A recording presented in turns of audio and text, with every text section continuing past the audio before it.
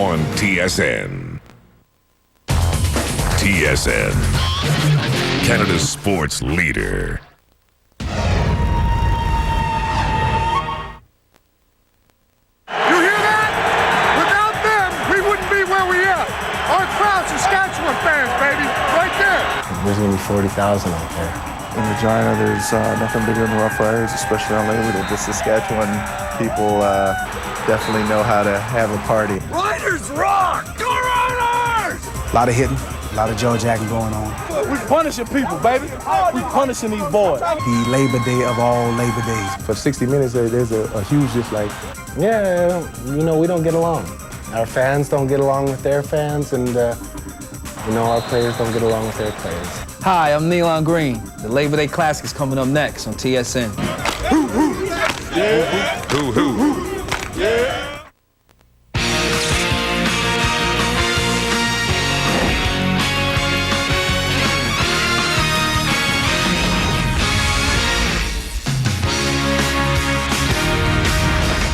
The long weekend is in full swing from coast to coast, and here it is, the Labor Day Classic. Bombers, Riders, I got two words, sold out. And we're not talking the run-of-the-mill 27,000 at Taylor Field. No, 40 plus today in the new grandstands that have been added for the Grey Cup.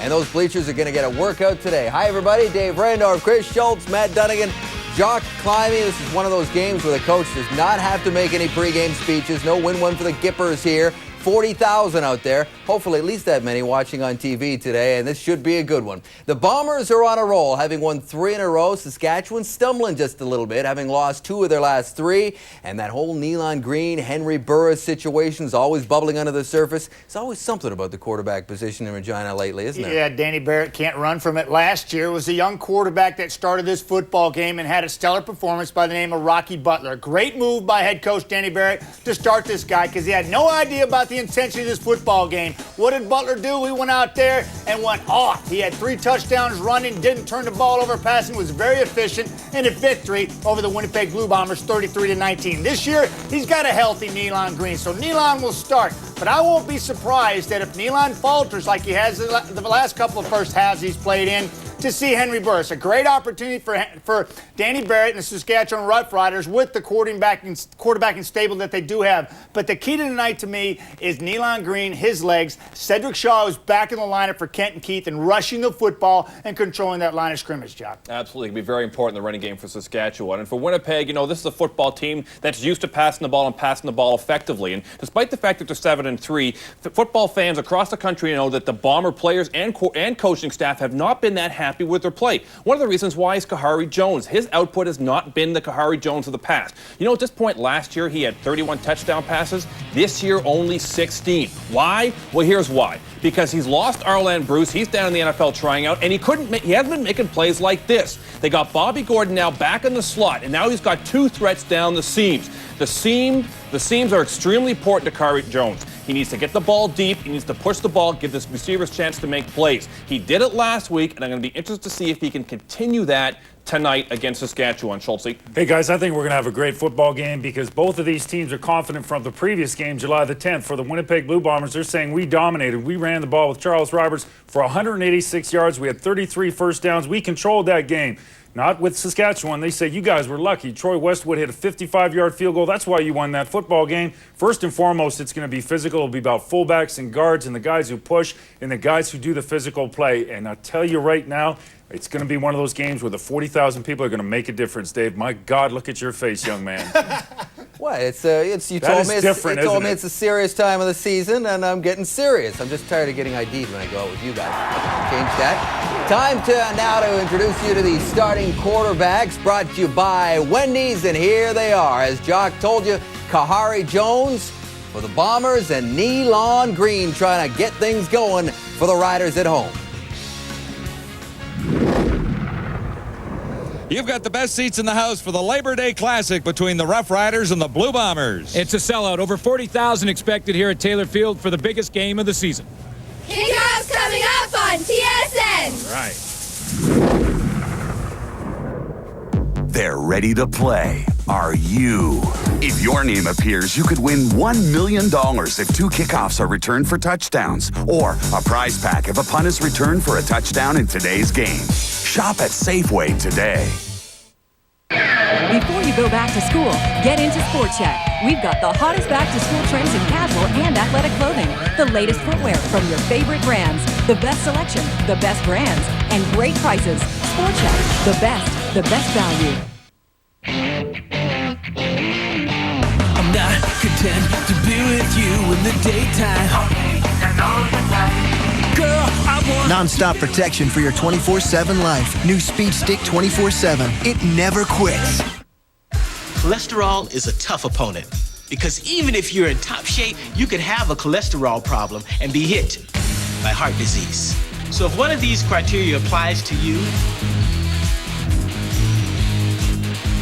or if you have 2 or more of these risk factors, speak to your doctor about being tested for high cholesterol. You want to know more? Call this number or visit this website. Play like a winner. Get tested. It could change your life. Honey, the baby's kicking. Honey, that's not kicking, that's Morse code. Gigi, baby needs Wendy's bacon mushroom melt? Hold on. I'll be right back, little man! When you gotta have that bacon and mushrooms in a delicious cheddar sauce, you gotta have it. What? Baby wants a flat screen TV? Me too. Wendy's bacon mushroom melt, it's better here. And our pickup window's open till midnight or later, so you can eat great even late.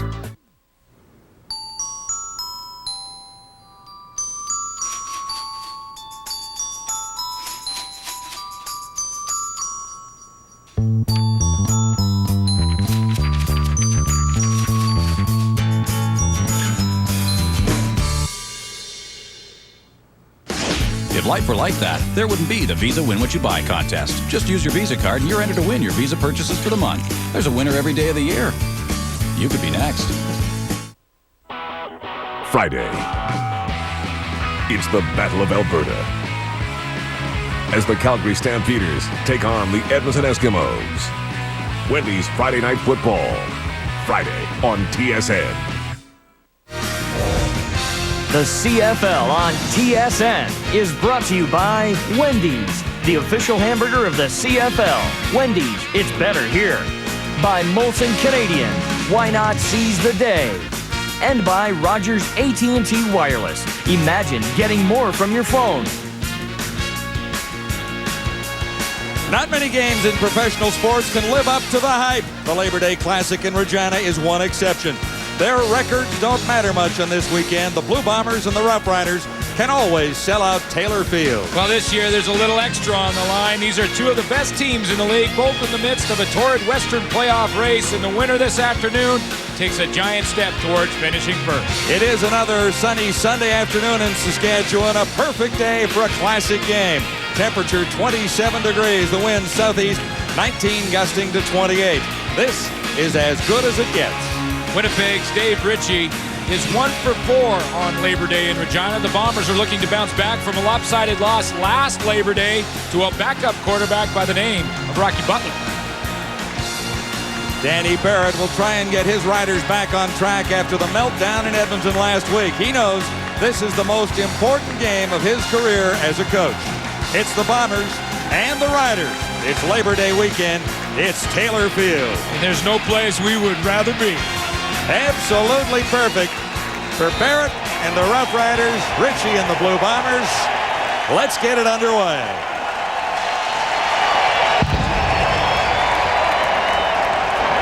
Kickoff down near the 20-yard line. Harold Nash has it. Good turn of speed for Nash. He's out across the 45 to the 47 with a 31-yard return. Starting lineups brought to you by Tums. Tums tackles heartburn fast. Kahari Jones is coming off his best outing of the season, 375 yards and a couple of touchdowns last week, and the high-powered Blue Bomber offense is finally on a roll. Well, they are, and they look good. Over the last 3 weeks, 3 wins, and he looked like the Kahari Jones of a year ago. A wonderful atmosphere at Taylor Field. First down, Winnipeg. Jones, a play-action fake, far side. He's got Milt Stegall, and Stegall has a first down. McCullough forced him out. Jones with 4 game breakers to play with. Milt Stegall, Robert Gordon, Charles Roberts, and Mike Sellers. And up front, the Blue Bombers have a 3-time All-Star right in the middle of things, Mo Alawanibi. Milt Stegall got back on track last week, had a big game in the Bombers' win versus the Calgary Stampeders, a blowout for Winnipeg. Stegall over 150 yards in that game. And his first catch of the game goes for a first down, a 10-yard gain for Winnipeg. Play action again. Same side. Mike Sellers. McCullough has to get over and force him out again. His defense already reeling a little bit in this big game. Front 7, vast improvement from a year ago. Second in the league with 28 sacks from that group. Right there, Reggie Hunt is the leader in the linebacking core. And here is the secondary. Darnell Edwards gets his first start at free safety. For the Blue Bombers, a 38-yard gain here on the reception by Mike Sellers. And that sets Winnipeg up first down just outside the Saskatchewan 15. 3 receivers to the near side. Jones looks in this direction. He has Roberts. Charles Roberts. Huge collision down at the 5. You knew that would happen early. Very emotional game when it's Labor Day and it's here in Regina. These two teams will love to hit. Morgan comes up with a big hit. But, John, this is the type of drive the Winnipeg Blue Bombers desperately needed to start this game. Move the football down with a couple of first downs, get in the scoring position, and try and take this crowd out of the game early. Huge hit by Omar Morgan on Charles Roberts. But Roberts had the first down, and the Blue Bombers sit. First and goal to go just inside the 5.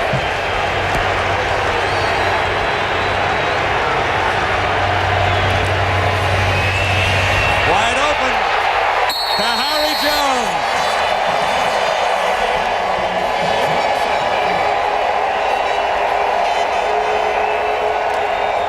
What a beginning for the Blue Bombers, and Kahari Jones made every play work, including the touchdown run. Well, the crowd is the 13th player always in this game this afternoon, and even though there's lots of Winnipeg fans here that make the trip across, they need to quiet this crowd. The Bombers did that early. They got their guys going.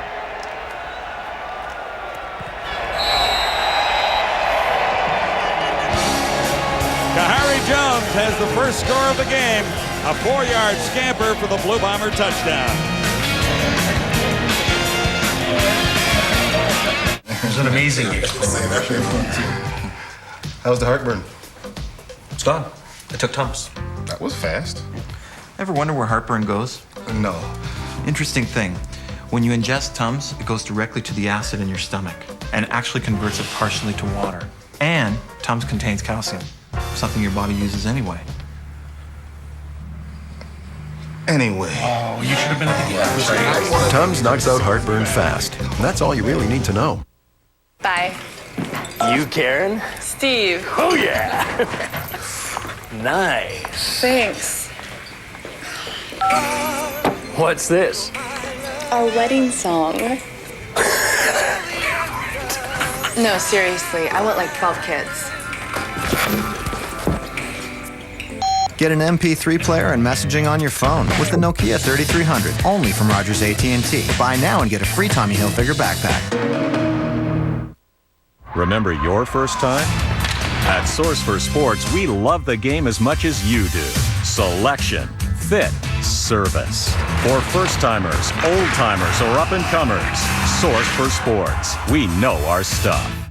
I just want to be a star again. The problem. For you to get your career back, you'd have to relive your entire childhood. The solution. For this to work, we've got to almost reboot you like a human computer. I feel ridiculous. Dickie Roberts. Teach me how to ride a bike. Starts Friday, September 5th. 7-0 Blue Bombers. Kahari Jones engineering an opening drive and scoring himself. Well, he's used play action, John, in the first series to his advantage.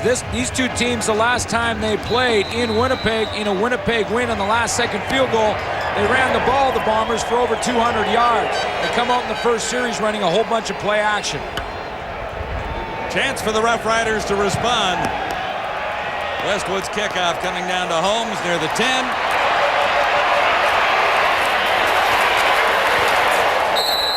Decent return out across the 35 to the 37. One key play on the Bomber drive for the touchdown. Yeah, and that was the pass to Sellers, and again, it's play action. Sellers going to waggle up here and then take off, and Terrence Milton, the middle linebacker, is in charge of coverage on him. But watch how they use play action one more time. Kahari Jones, he goes and turns around, play action fake right there to Charles Roberts, and then finds Mike Sellers right down the sideline. Key play of that drive.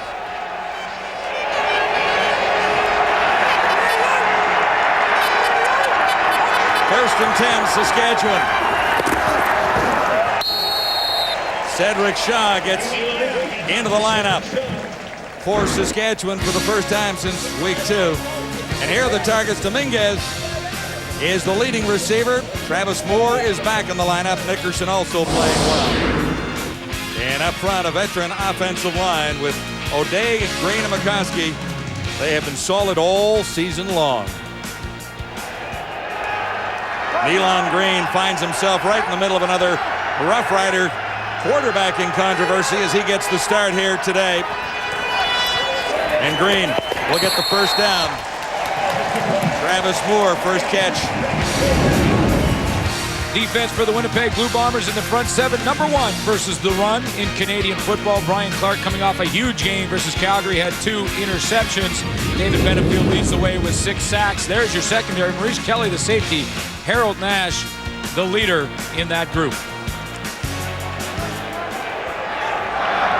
Saskatchewan first down just shy of the 50. Shotgun for Green. Under the cover. He's got Dominguez.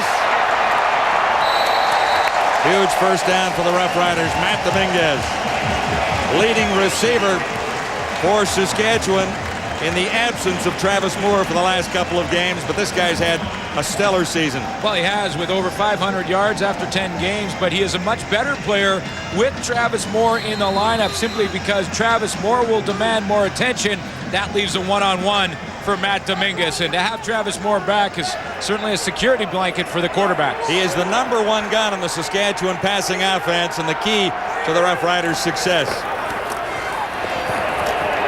Cedric Shaw coming back into the lineup with a different number. He's number 22 on his return after missing most of the season so far. A good example when you see Cedric Shaw now back in the lineup of the depth that the Saskatchewan Rough Riders have built into their lineup, especially offensively. The quarterback, they have Henry Burris as their backup now, and Cedric Shaw takes over for Kenton Keith, who was doing well in relief. Shaw picked up 4 yards, 2nd and 6, Saskatchewan at the Blue Bomber 35. Green may have room to roam, and he'll turn it into a first down or very close to it. That is Nealon Green's game, the ability to run.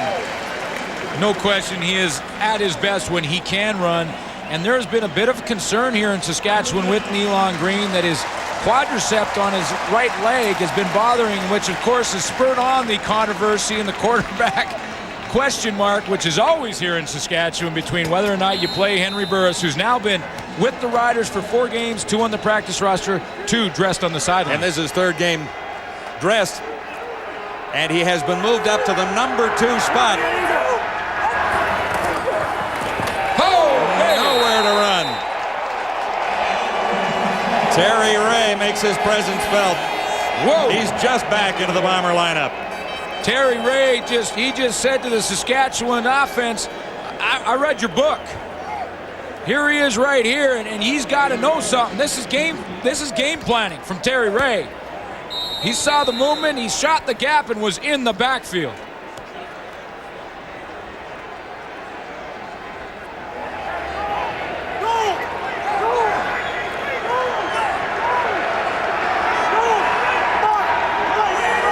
Second and 13, Saskatchewan.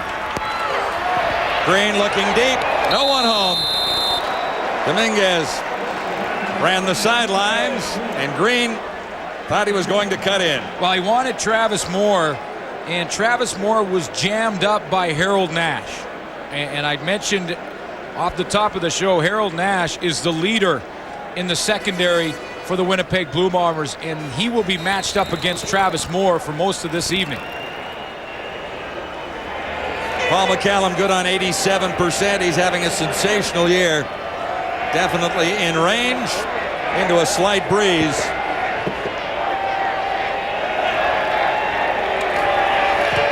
"39-yard try, and the Riders are on the board. First drive for the Bombers goes for 7. First drive for the Rough Riders for 3. It's Labor Day in Regina. Who will be today's player of the game? You make the call. Vote for the Rogers AT&T Player of the Game by text message or online at CFL.ca. Using your Rogers AT&T wireless phone, type the first letter of your player's city and his jersey number as your message. Then, send to GoCFL or vote online at CFL.ca. Vote for the Rogers AT&T Player of the Game during TSN's fourth quarter. There's great prizes to be won. Full details at CFL.ca.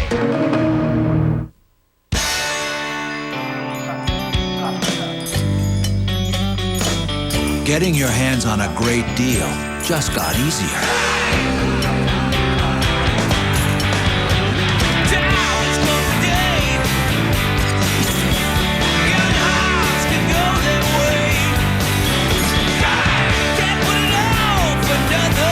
It's clear out time, and with every Hyundai price to go, you win.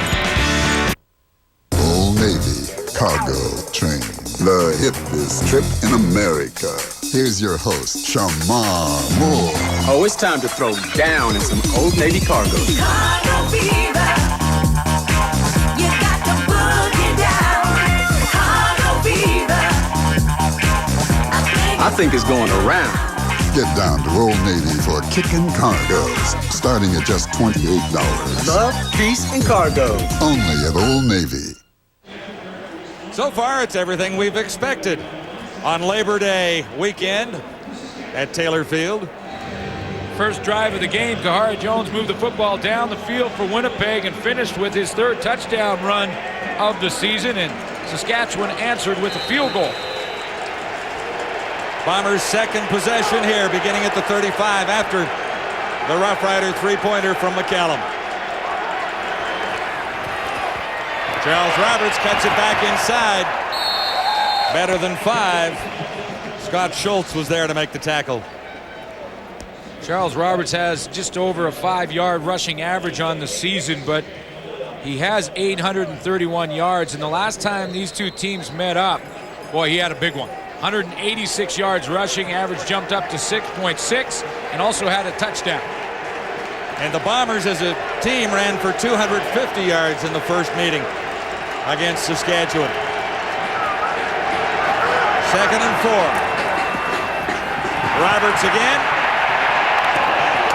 Extra effort, and he should have the first down. And John, that's why the Bombers have come into this game, and in the very first series gone to a lot of play action, faking the running game to Charles Roberts and to Mike Sellers and putting the ball in the air. Now in the second series of the game, they go back into the regular game plan, which is to run the football primarily to Charles Roberts, but you'll see a lot from Michael Sellers as well, and Nate Davis has them all tied up but can't pull him down before he picks up the first down. 1st and 10, Winnipeg at the Bomber 45. The play action again, and room to run for Kahari Jones. Sliding at the 50, took a hit before he could get down completely. Darnell Edwards moving in from his safety spot, getting his first starts of the season. You're going to see the reason that play action can be successful. You watch these linemen up front, how they slant to the play action and allow Kahari Jones to get open. If you give up against a team over 200 yards rushing, boy, are you ever conscious of the running game when you come in to play them again. And right now, they are over-pursuing the Saskatchewan Rough Rider defense to that running game. Kahari Jones, a 15-yard run. The Bombers first down at the 50. Faked an end around. At the 30, Milt Stiegel was the target, and the coverage was a little too tight. Jones had to hurry it a bit. Well, Jones had to get rid of it because that pocket started to get like a phone booth on him. And that's a little tight for quarterbacks to get that football out and feel comfortable doing so. You can see how it started to collapse on him. And at the other end of that play, boy, Darnell Edwards, if he needs a confidence builder at safety in his first start, coming in and making a hit like this on Milt Stiegel will give it to him right there. And tipped away by Eddie Davis.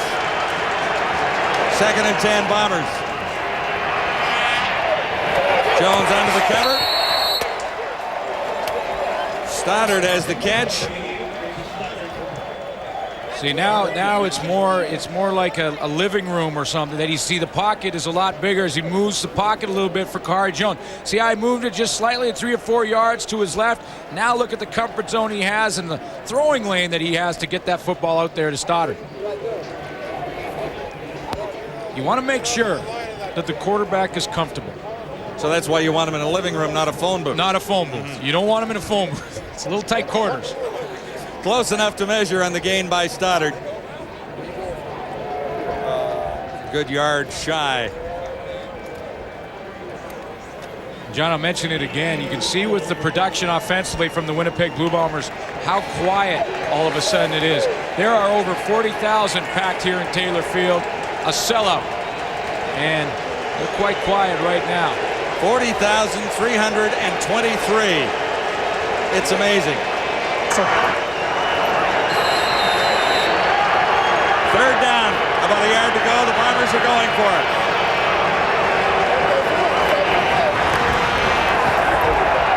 Sellers will have the first down. No penalty markers anywhere. Tough to stop the Sellers Express on a 1-yarder. He's slimmed way down. Yeah, he's cut way back to 275, starting at fullback for the Bombers. And says he's a little light, but it's been hot lately. You could see his numbers when he carries the ball up around 144 yards this season. Has the 3 touchdowns, and he doesn't get the ball a whole bunch, but we've seen him with a key play already in this one on that pass. Set up the first touchdown. That's right. First down, Winnipeg.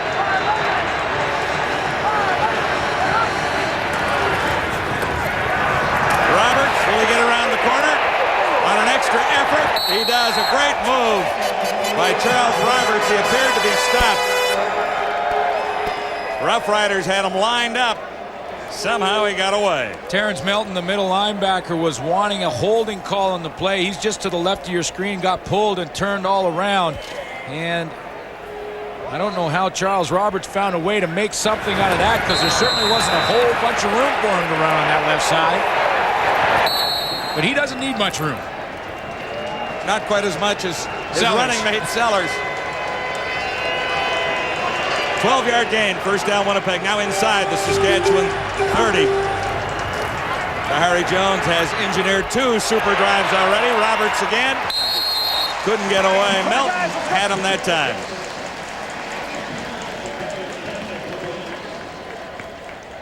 Well, now Terrence Melton has got to try and calm this Rider defense down a little bit. They have some inexperience at the safety position, but certainly their front 7, led by Nate Davis, has been the strength of their team.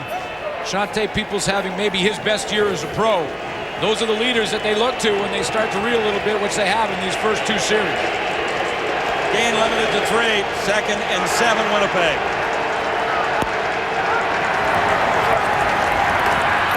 Kahari Jones.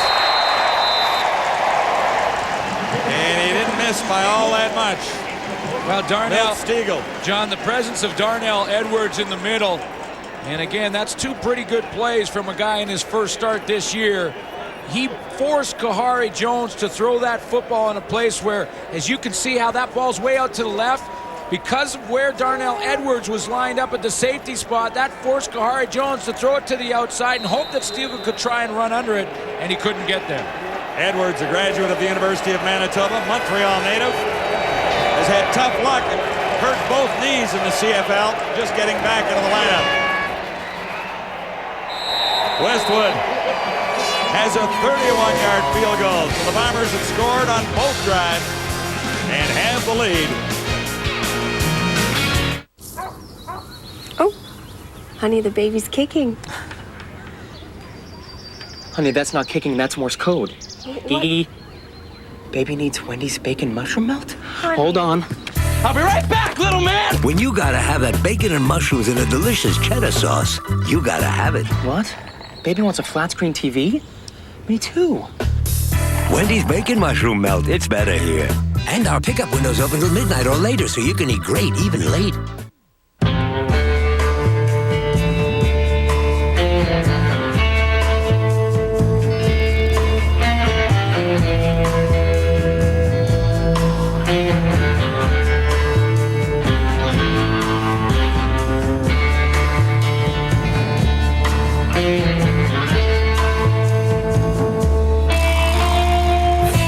Dress to impress. Crown Royal. The world has never seen such courage. It cannot be. The imagination has never gone so far. The Lord of the Rings, The Two Towers. 2 discs with hours of behind-the-scenes footage and special features, including an exclusive advanced look at the trilogy's final chapter, The Return of the King. The Lord of the Rings, The Two Towers. Now available to own on DVD and VHS. 13,000 additional seats have been filled here at Taylor Field this afternoon to bring the total to 40,323. The Grey Cup capacity will be 51,000 plus. And because of that big crowd always on Labor Day, these players, when they play in this game, have to try and keep their emotions at a low level. Rough Riders will try and respond. Nealon Green got it away. Travis Moore couldn't hang on. You know, it's always easy to get up for the game at the professional level. You look forward to game time and you work all week to prepare. And I've seen a lot of the Saskatchewan defenders and some of the Bombers on offense as well. Everybody breathing real hard. It's only the second possession for the Saskatchewan Rough Riders, and yet some of those linemen are, sometimes that adrenaline can get out of hand as well, and that's the other side of the coin. And in this game on Labor Day, they have to try and keep a lid on it a little bit. 2nd and 10, Saskatchewan from the 35. Green looking deep. Travis Moore, well covered, and a flag comes down. Tightly covered by Tim Carter. Yeah. And he gets flagged for it. Well, you know, Tim Carter, there was some contact as he tried to make up ground, and that's why this was called. The reason it was called is because Travis Moore was in behind Tim Carter, and as Carter tried to catch up to him, he bumped him just before the ball arrived. Wasn't big contact, wasn't a bunch. Pass interference, Winnipeg, number 23, first down. And he didn't really grab him, but because he was beat and had to make up ground, as you can see him right here at the end starting to chase underneath that, and then he little bump on the shoulder pads, almost incidental in a lot of ways. And he did get his hand on the ball, but he did bump before the ball arrived. Net result for Travis Moore, a 30-yard gain. Saskatchewan set up at the Blue Bomber 45, first down. The other side, and Moore was the target again, just out of his reach. See that ball just sail a little bit on Travis Moore, and you wonder right here, Moore on the out, the timing pattern from the inside position. Travis Moore, obviously the #1 target for Nealon Green, and you wonder about the pressure from him having Henry Burris now on the sideline and how that's affected him. His passing game has actually improved since Burris' arrival. This will be 2nd and 10.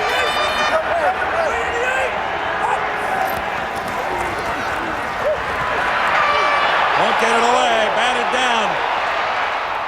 Or is it fumbled? The Bombers have a live ball. McGriggs comes up with it.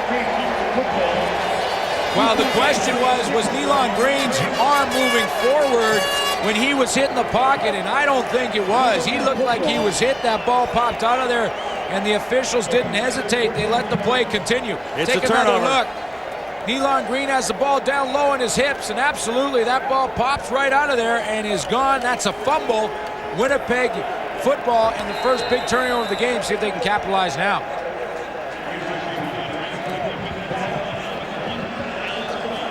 Roylin Bradley getting his first start. Created the fumble for the Bombers. First and 10, Winnipeg. Kahari Jones. Over the middle, it's Stiegel again. Always dangerous after the catch, and he has about 6 more after making the reception. Tremendous balance in the offense right now is the reason Winnipeg has this edge. They've quieted the crowd. They did that in their first series. And now they've shown some balance. They've shown spread formations. They're using the entire football field, throwing the ball a couple of times to Stiegel, using fullback Mike Sellers, and then throwing in some runs to Charles Roberts. A 21-yard gain. Bombers are threatening to score again, leading 10-3. And it might be on this play. Touchdown, Winnipeg. It was wide open for Charles Roberts. And that is a 21-yard touchdown run for Roberts, his 5th of the year.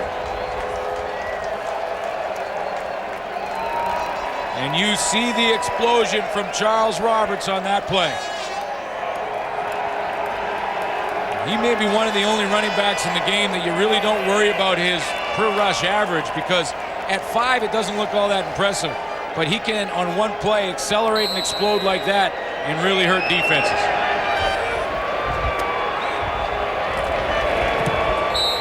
Troy Westwood makes it 17-3 for the Bombers. Opportunistic, to say the least, on Labor Day at Taylor Field. Hi, I'm Monday. Sure, I may not be the most popular day. Ow! It's not my fault, though. You suck, Monday! Hi, guys! It's all that work you gotta do. Hey, first day back after the weekend. So why not head to a friend's and relax a little? Monday! You may even get to like me. TGIM. The Bombers have 7 more off the turnover. Well, it's called sudden change to the players when you have a turnover, and here's the turnover created by the Winnipeg defense. Fumble that ended up into some decent field position as well. And in sudden change, offensively, when you step on the field, you got to make them pay, and the Bombers did that in a hurry. Corey Holmes. And not much field position. Bombers special teams looking sharp too. Just 17 on the return. And you see the lead block coming right here by Mike Sellers, number 33. He's got the kick-out block to the outside, and he just creates a huge running lane to the left side of that formation, along with Dan Getvey. The two of them open up the left side of that defense. Blue Bombers have had a tough time winning on Labor Day at Taylor Field. 7 losses in their last 10 Labor Days here. One of the victories, Matt Dunnigan, winning here in 1993, 25-24. Do you remember that one? Yeah, well, I try to forget those ones.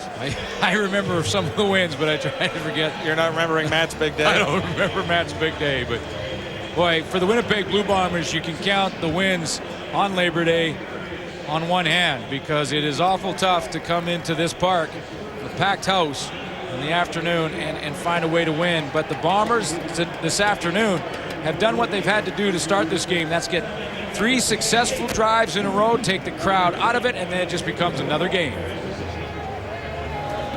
3 opportunities, 3 scores for the Bombers. The opening drive was most impressive. I think I might have intercepted Matt Dunnigan in that game. No, I do remember it. Yeah, you remember it now?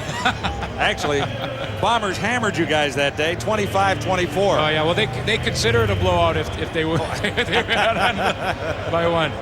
But, hey, they keep playing football like this, and the Bombers are on their way, because this is a tremendous block. Good kick-out block to the outside. Charles Roberts, look at the hole he has to run into. It just accelerates straight to the end zone. Darnell Edwards, no chance to get to him on the outside. Dennis Mavrin, the injured Rough Rider, making his way to the sideline now. Saskatchewan starts deep in Rider territory. The return was not terrific, so the Riders begin inside the 20.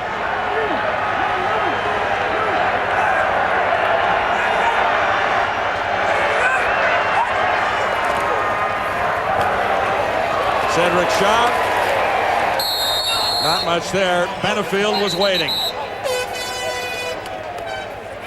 Mentioned Nealon Green and how he's adjusted to the pressure of having Henry Burris, who is not only a tremendously gifted quarterback, but also one of the fan favorites here. On the 5 games before Burris arrived, theirs was a percentage and average per game yardage. You see how that's improved. Competition will always bring the best out of football players, and the arrival of Henry Burris has done that for Nealon Green. And the one note is that Nealon Green did not play against the Bombers in the first meeting won by Winnipeg this season. Second and long. That'll be a first down. Travis Moore, he is the clutch guy, missing from the Saskatchewan lineup for 3 games. Maurice Kelly over to make the tackle. Travis Moore is a smart football player. He's in the middle of this trips formation to the backside, and watch how he just tries to avoid the jam there, gets inside position on Maurice Kelly and just presents the target. Didn't have to run full speed through the field. All he had to do was find that little soft spot in behind the linebackers, but in front of the defensive backs, Dave Donaldson. Travis Moore with 450 yards receiving and 5 touchdowns coming into this one. A little mix-up, a flag down. And Green scrambles for about 5. Brian Clark might have moved a little early there.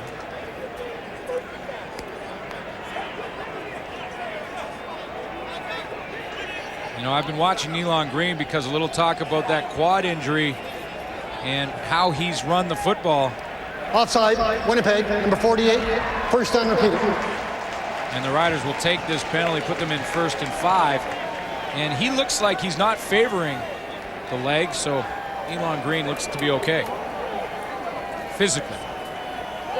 And barring another flag, this will be the final play of the opening quarter. Lots for Bomber fans to be happy about so far. Saskatchewan looking at 1st and 5. Cedric Shaw getting back into the Rough Rider lineup after going out with an injury in week 3. So that is the final play of the opening quarter. It's Labor Day at Taylor Field, Regina. John, earlier this season, as you know, Charles Roberts rushed for 186 yards against Saskatchewan. Still early in this one, but he's got that look about him today. He looks very dangerous. He's got the latest touchdown. Let's see how that one was created, man. Yeah, well, I think that Nealon Green and the Saskatchewan Roughriders, responded well to the first drive and answering the scoring drive with the scoring drive. But the next time they got the football, they had to contend with something that you really can't practice with. And you see this shade to sunlight. This may seem like a little thing to you folks at the house, but I'm telling you, this is something you can't practice with, and it'll throw off a quarterback and a receiver as you see Travis Moore at the top of your screen going from the shade to the sunlight. And as you roll the next play, Nealon has to deal with it again.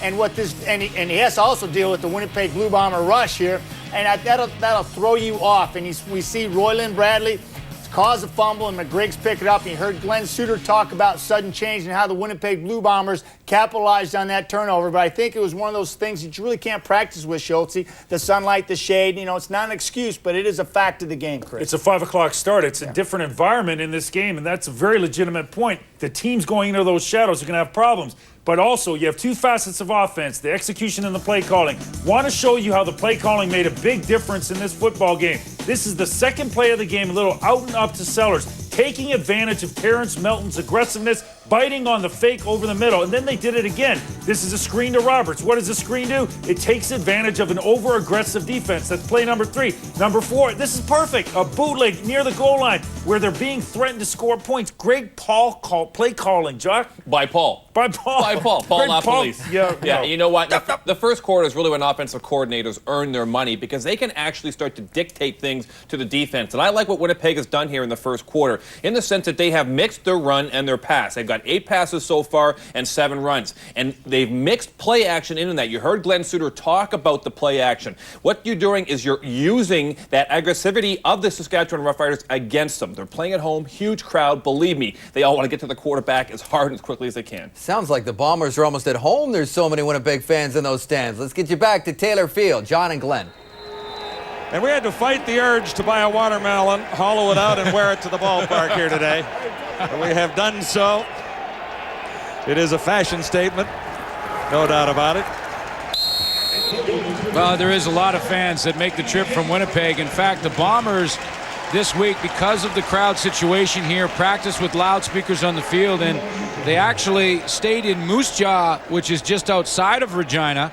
Didn't want to stay in the city simply because it is such a party on Labor Day weekend for this game, and it can be very loud in the city, and you can't get much sleep as a player if you're the visiting the team. hotels are full and a little noisy, no question about it. Zarka has the first down for Saskatchewan at midfield. Huge hole opens up. Cedric Shaw inside the 35. Biggest play of the afternoon for the Rough Riders. And that'll get a lot of the fans back into this one in a hurry. And play like that. Cedric Shaw, watch the hole. Huge off the left side. Terry Ray pushed out by Chris Zarka. And while the numbers weren't real impressive by the Saskatchewan Rough Riders, especially look at the rushing yards in the first quarter, play like that will help them along the way in a big just 21 hurry. in the first quarter. Add 23 to that, and you're up to date. More on that one play than they had in the entire first quarter.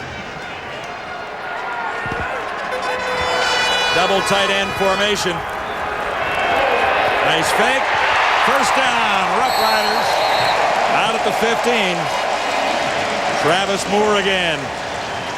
You can see how important he is to this Saskatchewan offense. Well, not just catching the football like that. He's got to go make some adjustments. It looks like he's maybe nicked up in the face a little bit. You see how he works down inside and then breaks to the outside. You know he has time because Nealon Green is rolling that way to work the defensive back, make sure he can get himself wide open. But not only that, but he also, because demands the double team a bunch, he opens up the rest of his receiving core in one-on-ones. I think he got poked in the eye on the tackle, and that's why they're tending to him right now. The Labor Day Classic, the Blue Bombers and the Rough Riders, Taylor Field, Regina. They're ready to play. Are you? Play $1 Million Touchdown to Win at Safeway. If your name appears, you've won. A solar-powered men's watch from Bulova, featuring stainless steel case, screw back, and luminous hands and markers, water-resistant to 100 meters. Or a Samsung portable audio player, featuring MP3 WMA playback, 64 megabytes flash memory, LCD display, and FM tuner. Swipe your club card at Safeway today.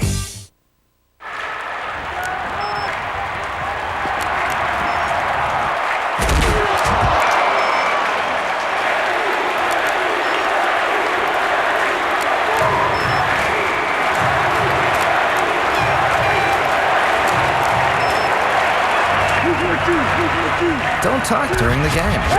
Text messaging with Rogers AT&T Wireless, official sponsor of the CFL. Imagine.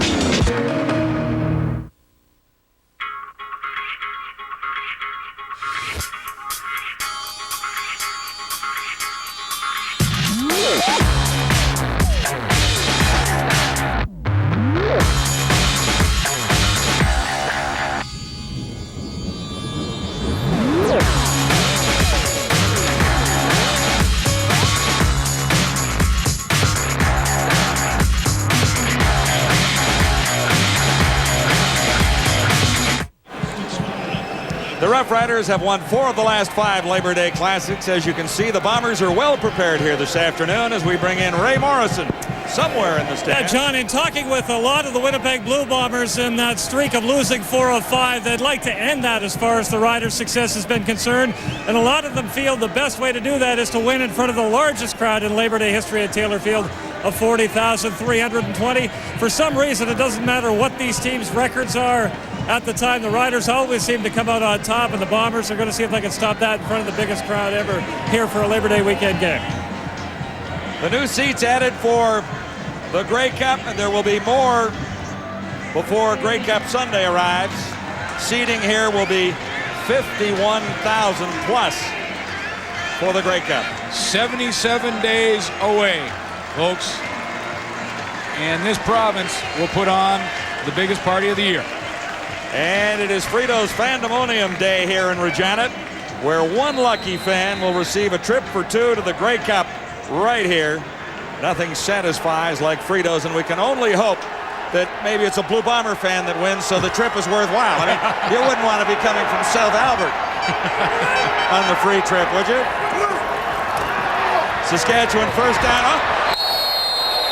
Well, Jason French couldn't hang on. I'll tell you one thing, there is no more blue or green paint available in this province or in Manitoba.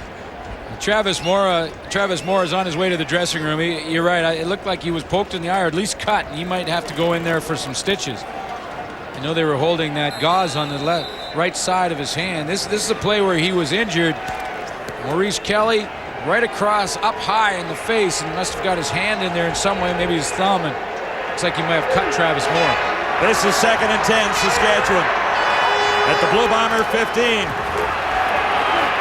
Nealon Green looks to run, head down. He's got 8, maybe 9 yards. Well, that little pump fake really got him a chance in the outside, because when he broke containment and pump faked the football, it really froze the defenders. He's going to step up into this side of the formation, and as he does it, watch this pump fake right there to freeze Brian Clark just for a second to give himself about 3 or 4 extra yards and make this close. Clark still made the play and slowed him down, keeping him short of a first down. Now Danny Barrett has sent in the field goal team. They're about a yard away, and obviously the crowd hates this call. 3rd down, less than a yard to go. And the Rough Riders will settle for a field goal try from Paul McCallum, trailing 17-3. Oh, wait a minute. They fake that. Kevin Glenn in at quarterback will have the first down. Kevin Glenn is the holder in field goal situation, so Danny Barrett wanted the Winnipeg Blue Bombers to put on their field goal return team, and with the field goal return team on, Glenn just says, wait a minute, you know what, we're not going to kick the field goal. I'm going to come up here and take it on the quarterback And look at the sneak. Bombers scramble there, but Glenn needs second effort to do it. Well, he bounces to the outside, but the Bombers were scrambling just to line up right. Tricky little call there from Danny Barrett. 3 cracks at it from here at the Blue Bomber 3.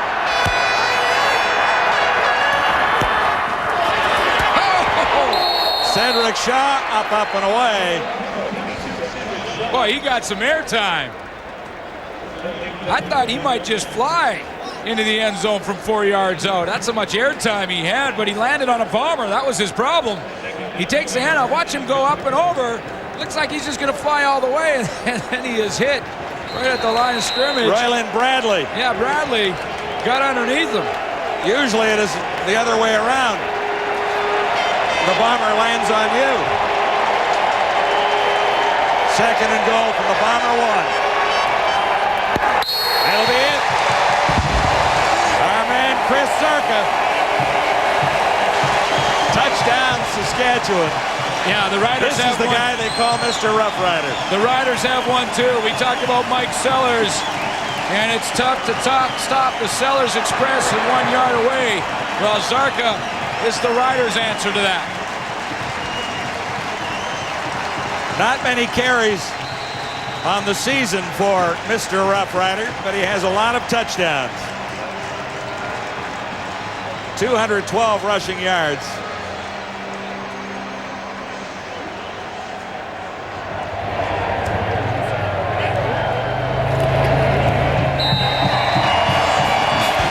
McCallum converts Zarka's touchdown, and the Riders are back within a touchdown. We've got a ball game. That's because it's Labor Day. Hey there, Jay Onright in the Sports Center newsroom. Hope you're enjoying the football game. We'll get you back to it in just a second. First, a little update. The Montreal Expos trying to avoid their 3rd straight loss to the Florida Marlins and trying to avoid falling further back in the National League wild card race. Pick it up in the 5th, knotted up at 3. Ivan Rodriguez, Pudge over the wall and right. Outplayed the go-ahead run. Montreal does lose their 3rd straight, 5-3 the final. Toronto Blue Jays threw a 1-run lead in the 9th. Frank Catalanato looking to cut down the run at home. The throw is high. The winning run comes all the way around from second to score. And the Jays lose ugly 5-4 to final. The Yankees continue to prove they are the team to beat. And the American League as Roger Clemens wins his 100th career game at Fenway Park, where his career began. New York knocking off Boston 8-4 the final. Don't forget the next edition of SportsCenter coming your way at 11 p.m. Eastern Time, right after the football game. More Riders and Bombers coming up right after this on Canada's sports leader, TSN.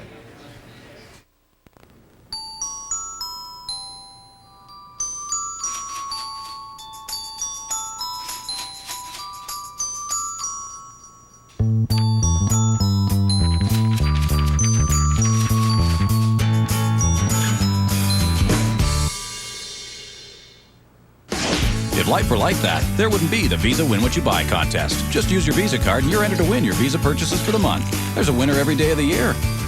You could be next. Chris Zark in the middle of that sea of green, number 33, has his 9th touchdown of the season, a 1-yard plunge. Look at Cedric Shaw in there trying to quiet the crowd factor, even with the Riders, the football in scoring range. He's trying to control it so Nealon Green can call the signals, keep his football team on side. They did that, and Zarka finished with a touchdown. Cedric Shaw back in the lineup after being injured in week 3. Harold Nash bobbles it. Stopped at the 25. 11 on the return. U.S. Open Tennis from Flushing Meadows, New York, right after we're done. 10 o'clock Eastern, 7 Pacific time for more from the U.S. Open Championship.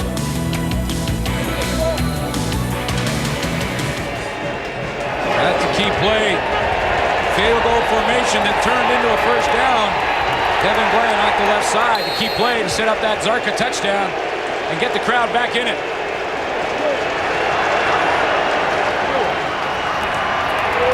Sellers around the right side for about 5. Terrence Melton, the middle linebacker, made the stop on Mike Sellers, who averages 4.9 yards a carry. What a contrast between the two styles. You get 275 coming at you at one play, and then likely the very next play, you go to 170. Yeah. So you just 100 pounds difference in the running backs between Charles Roberts and Mike Sellers, and you see standing side by side, you can actually see how different they are. Roberts can hide behind him. On second down. Jones complete. Stoddard has another catch. Omar Morgan held on. You know, I mentioned Kahari Jones in the last 3 games, all wins for the Winnipeg Blue Bombers. Twice this year, prior to those 3 wins, Kahari Jones was pulled out of football games because he just wasn't performing at the level that everyone is used to and that he expects from himself.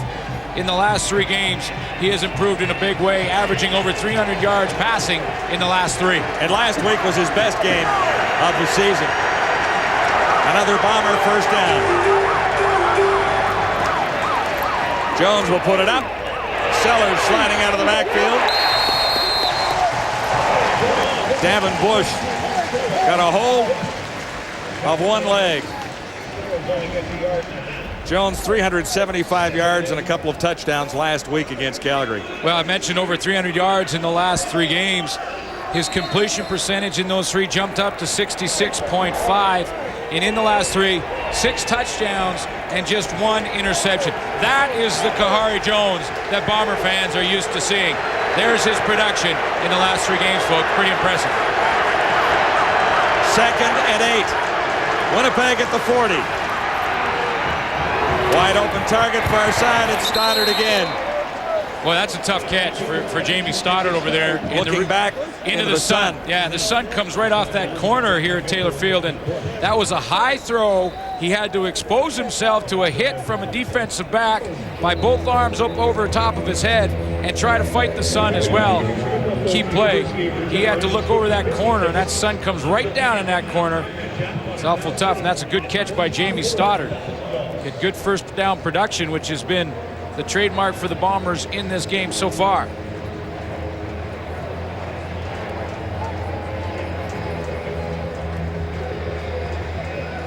just a little bit shy on Stoddard's third catch of the afternoon. A couple for 52 yards last week against the Stampeders. 13 for 215 and 1 touchdown coming into this one.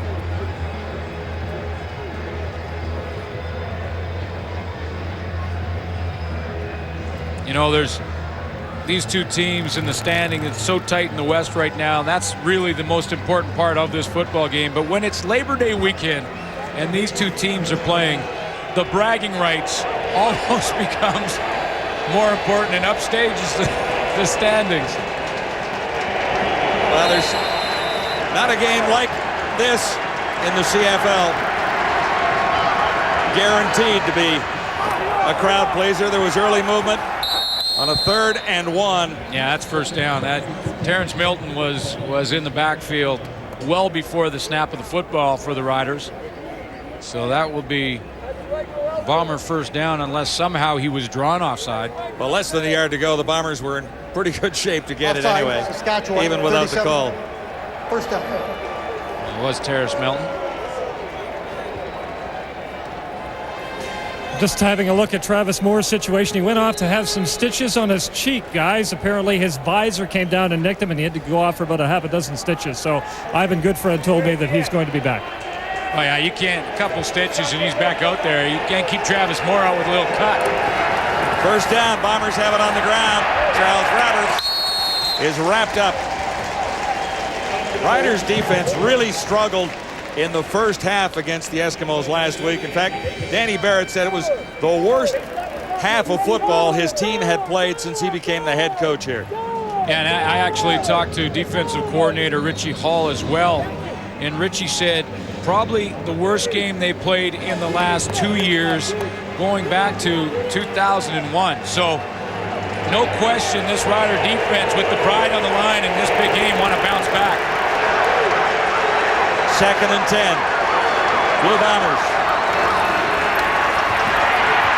Jones has Stoddard again. Stoddard turns it into another first down. Tough to bring down. Standing across the 20.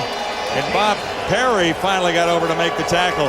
So Stoddard has been a key factor for the Blue Bombers here with another huge gain.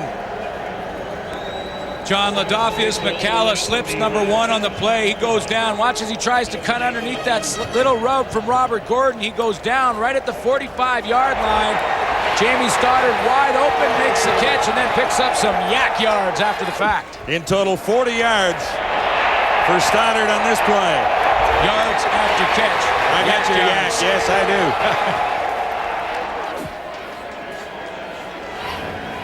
It's a little slow to get up.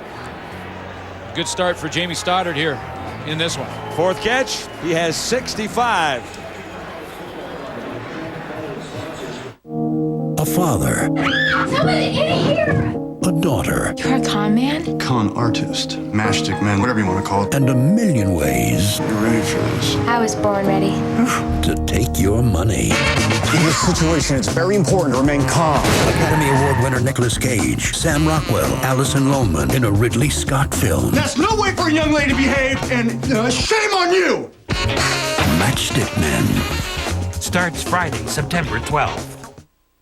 Getting sacked is the last thing I want in my game, but it could mean a sack of groceries for food banks. Every time a CFL quarterback gets sacked, Purelator will donate his weight in food to a hometown food bank. Catch the Purelator Tackle Hunger Sack Tally during CFL games on TSN. Frito's Pandemonium is back! Are you your team's ultimate fan? Prove it, and you could win one of 9 trips to Grey Cup 2003. Going to the Grey Cup! One winner at each CFL stadium. Register at the Fritos Pandemonium booth before this game. Then show us your home team knowledge, team colors, and team spirit. Look for the Pandemonium game schedule and details on specially marked bags and at tsn.ca/Fritos. Nothing satisfies like Fritos. Before you go back to school, get into Sport Check. We've got the hottest back-to-school trends in casual and athletic clothing. The latest footwear from your favorite brands. The best selection, the best brands, and great prices. Sport Check, the best value. We'll be on the road again next Friday night. Wendy's Friday Night Football. We're going to bring these guys along with us. That's the guys in the bottom part of the screen, not at the top there. Well, they may make the trip too. You never know. But always a big crowd for that Labor Day rematch in Edmonton between the Stamps and the Eskimos, and the panel will be there as well. Stoddard looks okay on that sideline for the Bombers, but he'll have to wait 3 plays. His 40-yard reception and run afterwards, setting Winnipeg up first down inside the 20. Kahari Jones looks to the end zone and missed. Ladarius Van. Well, one thing that the Bombers have wanted to improve on is their production once they get in the red zone inside the 25-yard line. They have 18 touchdowns, 34 opportunities. They'd like to turn more of the 13 field goals into majors and make good on their opportunities inside the 25. Tonight, they have 2 touchdowns. They got in the red zone. They're in there again. 2nd and 10, Blue Bombers. Just inside the Rough Rider 20.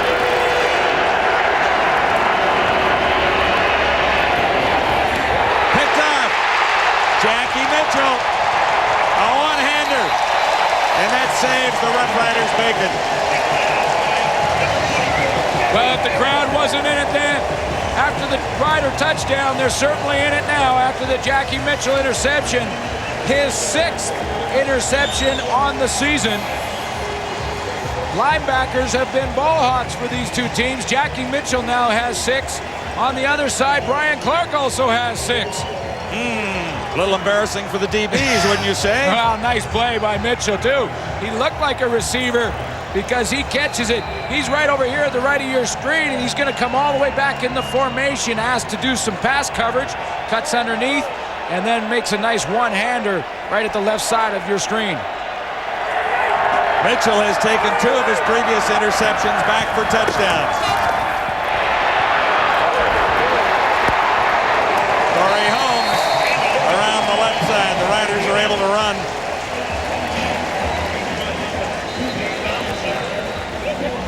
Interesting with those linebackers hauling in all those interceptions, wouldn't you say, pal? Well, you know, their one thing is that linebackers are asked to do a lot more covering these days than they were in the past, and linebackers are really at this time in this stage of football converted defensive backs, so not real surprising that they've got more interceptions. I understand what you're saying. I mean, there's a lot more backs moving down from the secondary to play as linebackers. Jackie Mitchell is one of them. And Jackie Mitchell and Brian Clark, both in this game here this evening, lead the Canadian Football League in interceptions. Now, Brian Clark is not one of those tweener guys. He's a linebacker. Always has been a linebacker, and he's coming off a game versus Calgary where he had 2. One for a touchdown, yeah. 2nd down, less than a yard to go. Saskatchewan after the turnover. 4:36 till halftime. And this will be a first down. No penalty flags anywhere. But that was a big one for the Rough Riders, even if they can't produce points in this drive because it took points off the board for Winnipeg. Bombers were definitely in scoring range. Yeah, and in field goal position. So that was a huge play from Jackie Mitchell. Danny Barrett, even if he gets a couple of first downs and punts, dodged a big bullet because Bombers go in for a major at that point, and again, take this crowd right out of it.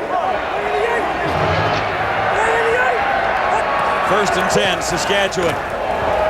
Shorten it up. Elon Green stands in. Now looks for room and throws on the run, far side. He's got Corey Grant. Oh, what a throw. What a throw. Corey Grant's first. From Elon Green. Corey Grant has time. He's at the top of your screen on the 30. Works to the inside, then can bang back to the outside. He has time because Green is on the dead roll. But what a throw from Elon Green to get it out there. He had no chance to set up. He was on the dead fly to the right side. He's fading backwards off his heels and puts that one right on the money. First catch for Corey Grant. He has 16 yards. Riders first down at the 50. Cedric Shaw. Doug Brown had him by the ankles. You know, in that Winnipeg defense, they started real strong. Brian Clark We mentioned the game he's coming off of versus Calgary with a couple interceptions. Doug Brown, the key to stopping that run in the middle of the formation, especially the Cedric Shaw type runs, because that's the hard yards inside. So him and Denny Fortney are in charge of that. And on the outside, it's up to Lamar McGriggs, David Benefield to try and contain Nealon Green. Riders 2nd and 9.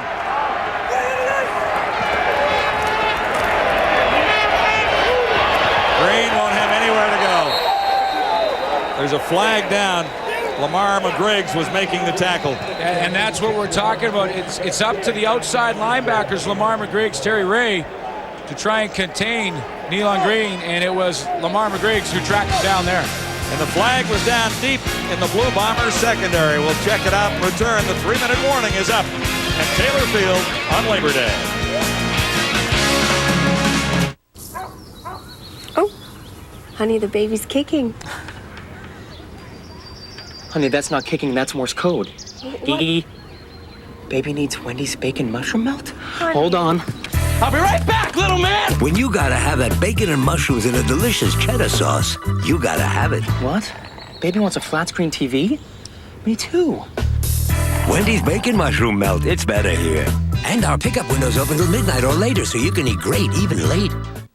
Today, DVD collectors are gonna shout. You know you make me wanna shout. Digitally remastered with 5.1 audio. Own National Lampoon's Animal House Double Secret Probation Edition. Now. Hello. I'm Saturday. I'm the night you've been waiting for. No more dogs. No more work. No more work! No more using this. You gotta go out there, you gotta make your calls, right? Tell your girl that you can't make it tonight. You gotta go now. Tonight! Yeah! Saturday. You're the best day of the week. Because if you don't get a story tonight, a good story, what are you gonna talk about on Monday? She comes out with a bear outfit, right?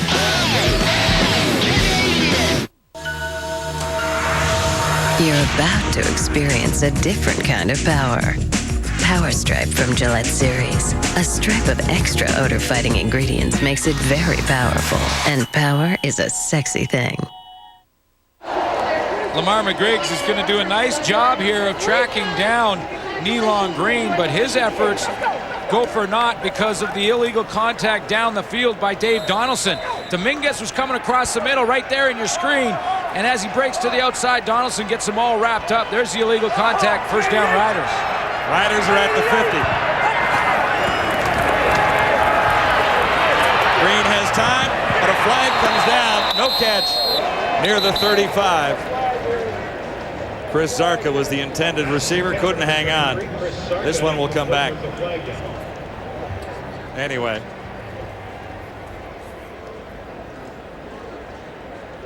Yeah, it would have come back even if it was a Zarka catch down the field. And here's why. Holding, Saskatchewan, number 60. First down repeated.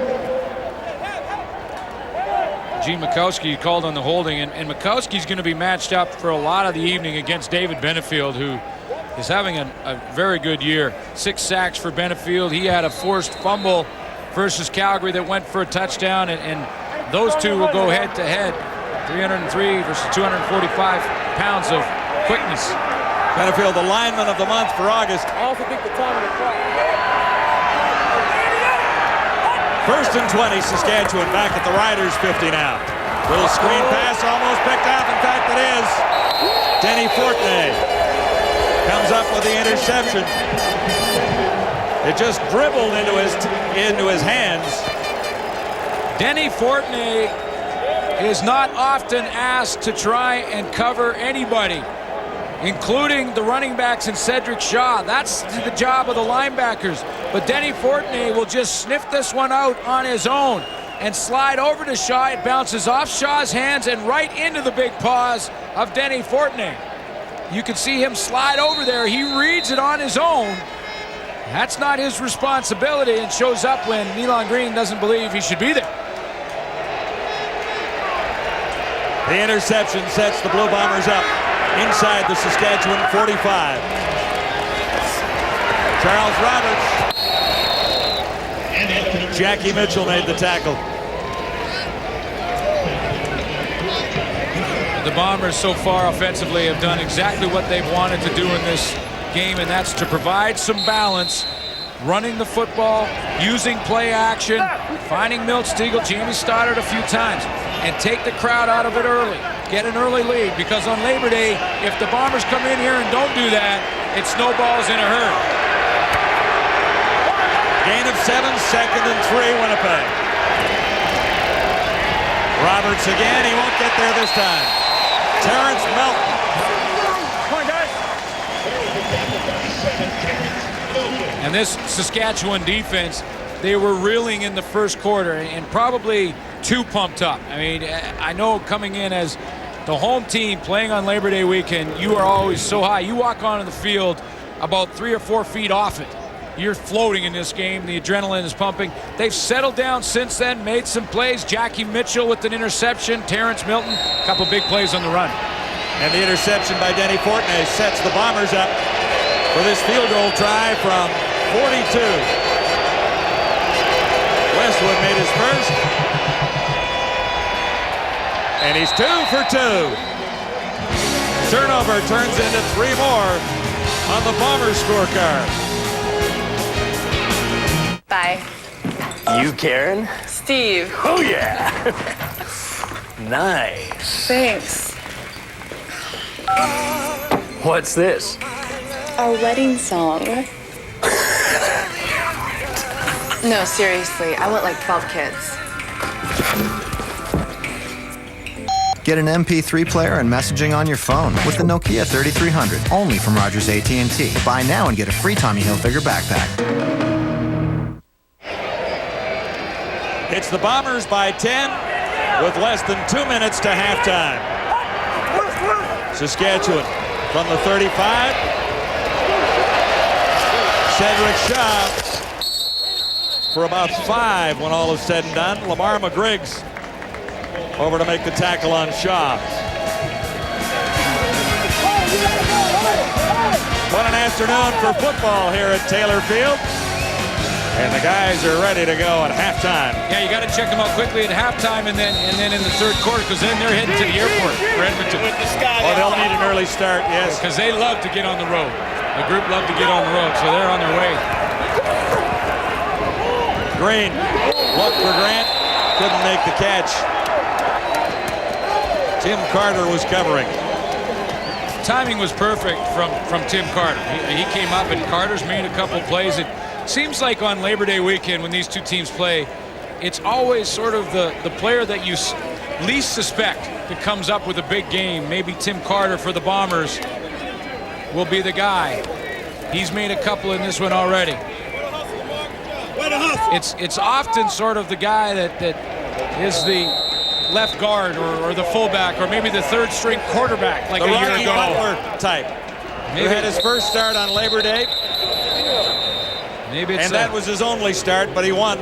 He beat the Blue Bombers last year. Maybe it's a Jamie Stoddard for the Bombers here tonight, or procedure, Saskatchewan, 99, still third down. Or a fullback like a Chris Zarka for the Riders. You never know. How about this? This is the first punt of the ball game. Right here now.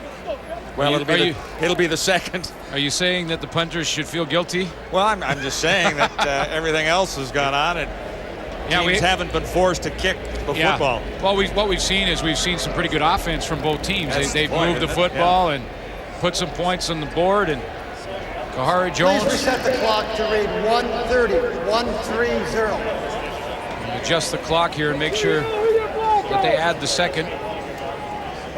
Never know how important that could be.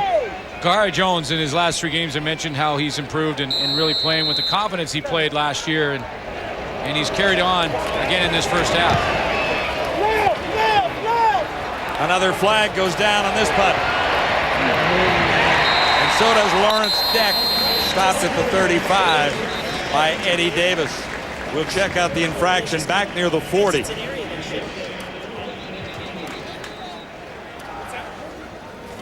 You know, Milt Stegall this year only a couple of times has been over 100 yards receiving.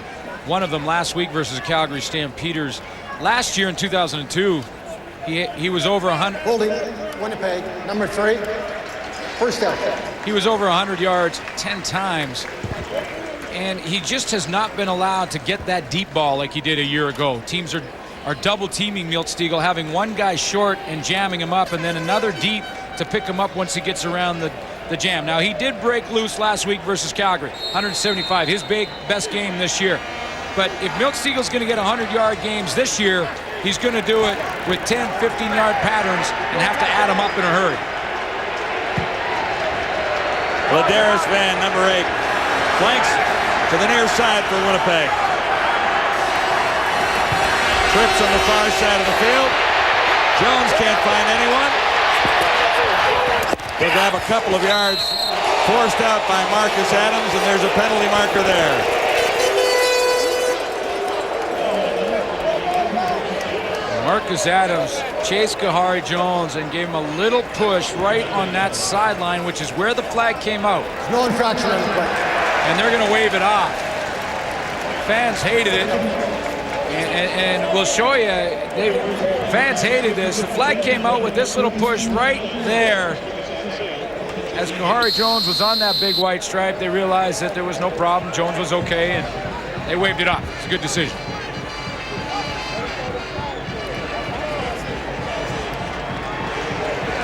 It's important down for the Riders. They can get a stop. They have time for some points before the half. And at 14 on the clock, this is second down and 6. Jones goes deep. Looking for Milt. Eddie Davis was covering on Miltstiegel. And it was one of the very few times this year that Miltstiegel finally got a one-on-one. Now, it was against a veteran of 9 years in Eddie Davis, but he finally got that one-on-one, and he finally got a chance to go down the field. And you can see how tight the coverage was. Kahari Jones had to throw it outside of Davis and couldn't get it in there. John, the Riders have time with a little bit of a return from Corey Holmes to try and put some points on the board. And Holmes should give Saskatchewan good field position from where he's lined up. It's not deep by Westwood. And the Bombers will turn it over to Saskatchewan right at midfield. 1:01 to play, so a couple of first downs, and they're in McCallum range. On a hold, first down. 1:01. And there is, right in. with that much time left, time for a major. Oh, no question about that. And it's going to have to be likely in the hurry-up offense, but certainly the Riders do not have to become conservative and play just for a field goal. Right at midfield, first down Saskatchewan. Last sequence of the opening half. They'll keep it on the ground to Corey Holmes. Second down. It'll be second down. Holmes is better than halfway to a first down. Elon Green hasn't taken off and racked up that big run that we're accustomed to seeing from Green. I truly believe that he is still at his best when he uses his legs to break down the defense. Second and 4, Rough Riders.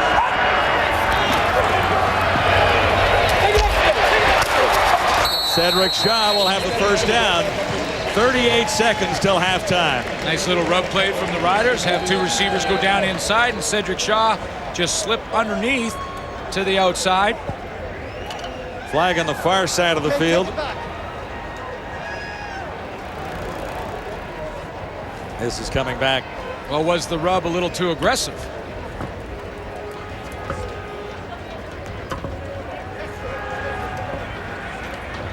Offside, Saskatchewan, number 87.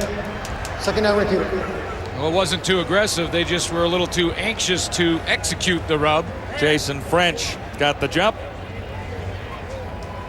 And you can see way up at the top of your screen, he's well into that neutral zone right up here and offside.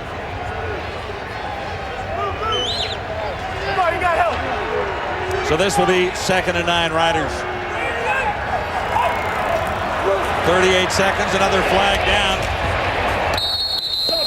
Patrick Thibault goes high to bring it down. But there was a penalty marker before the ball was tossed. Well, Patrick Thibault may be the guy this time. He looked like he was into that neutral zone from the receiving core. And these are two Timely penalties for the Riders. Offside, Saskatchewan, number 85. Second down, repeated. And I'll tell you why, because if you go back to that Cedric Shaw catch, not only was it a first down, but it was well into field goal range for Paul McCallum. And now the Riders, after 2 offside penalties that are controllable, are now out of field goal range. 2nd and 14, 33 seconds on the clock. Riders are back at the 51. Big play for Nealon Green. He got back to the original line of scrimmage plus a yard. Now 25 seconds remain. Tyson St. James made the stop. It'll be 3rd down. Paul McCallum, as you saw Green get tackled, was already talking to Danny Barrett, and he had his kicking tee in his hand. Barrett elected to go with the punt formation, and it's because of the returners in this league this year. Well, how many missed field goals have gone all the way? Exactly. Now, Paul McCallum has made field goals of over 50 yards in his career, and he's got a bit of a breeze behind him. He was talking Barrett into trying to go for the long field goal and talked out of it because of the return ability of a lot of players in this league, including Ladarius Van, who, if you miss a field goal, you have offensive line covering, and they come back in a hurry.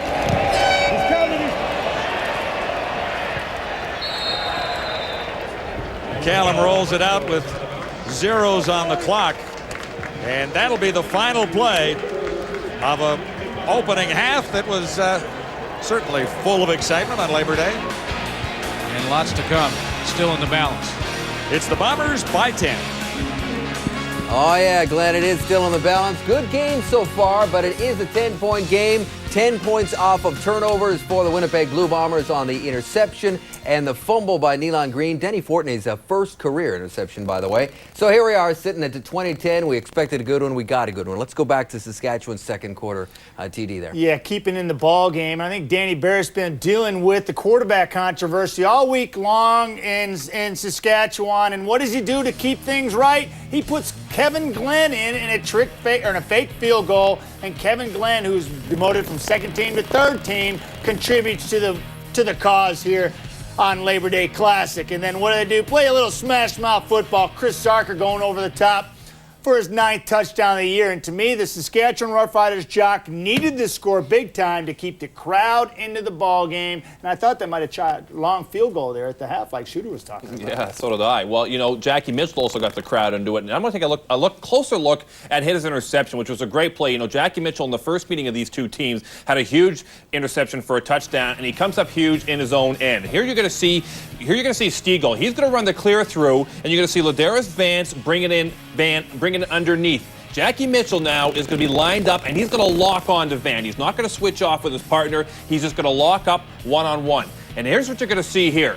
Mitchell beats Van to the football and makes a great one-handed grab. You won't see that every day. But here's what Kahari Jones is seeing. He's seeing Van and Mitchell locked up. And now Mitchell beats him to the ball. And that's why you saw Kahari Jones so upset after that, because when he let the ball go, he was expecting these two guys to be dead even, and all of a sudden Mitchell was hungrier for the ball than his receiver. You know, guys, this has been a really good football game, and I think my number one observation is Winnipeg has matched and in some ways surpassed the intensity of the Saskatchewan Roughriders. In the second half, ball security is going to be everything because we have a 10-point spread here. The reason is Winnipeg has forced 2 turnovers. Saskatchewan only has the 1. This game is so important for Saskatchewan because of the tie-breaking possibilities, and if they ever got a home field playoff game with this type of atmosphere, which it will be almost 50,000, they'd have a great shot. They haven't had one since '88, and they lost that one. So look at Saskatchewan. They need to win this one big time. Yeah, that's all well and good, Schultz. But is there enough pain out there for you? No, there's not enough pain yet. Is there enough football violence? No, I haven't seen any injuries yet. That's just what he needs, folks. He needs to get his fix of football violence. You need a shave, buddy. I'm telling you right now. That is just not fair. Listen, this is a work in progress. No, you need a shave, man. And I hope it comes in by the time I get to Edmonton. Otherwise, Suter's going to tee off on me, so I'm hoping it comes in by Friday.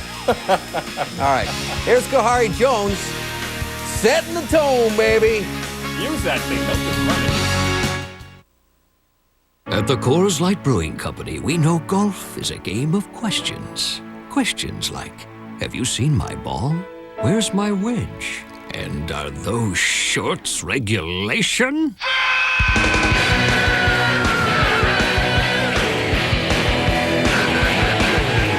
The Coors Light Brewing Company wishes you a most excellent weekend. Coors Light, the silver bullet. Look at that rock. That's decomposing granite. Son, you see that? Look at that. You're not going to see another...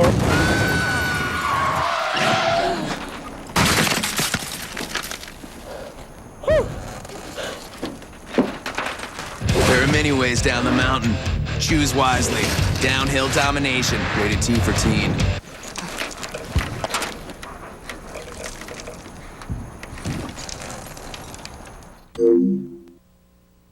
So everything's okay? Yeah. Studying hard, I'm sure. Of course. So you don't need anything. No. You're sure? Mom, Yeah? I really miss you. I really miss you too.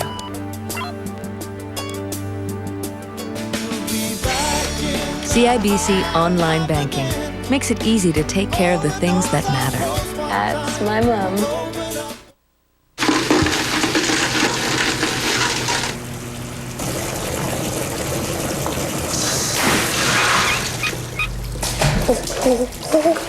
How's the bath? Good. Aren't you hot? Guess I just don't feel the heat like you. Is that an ice cap? Mm-hmm. Oh, where's mine? Right here. Tim Hortons Iced Cap. Totally creamy, totally cool. Just $1.69.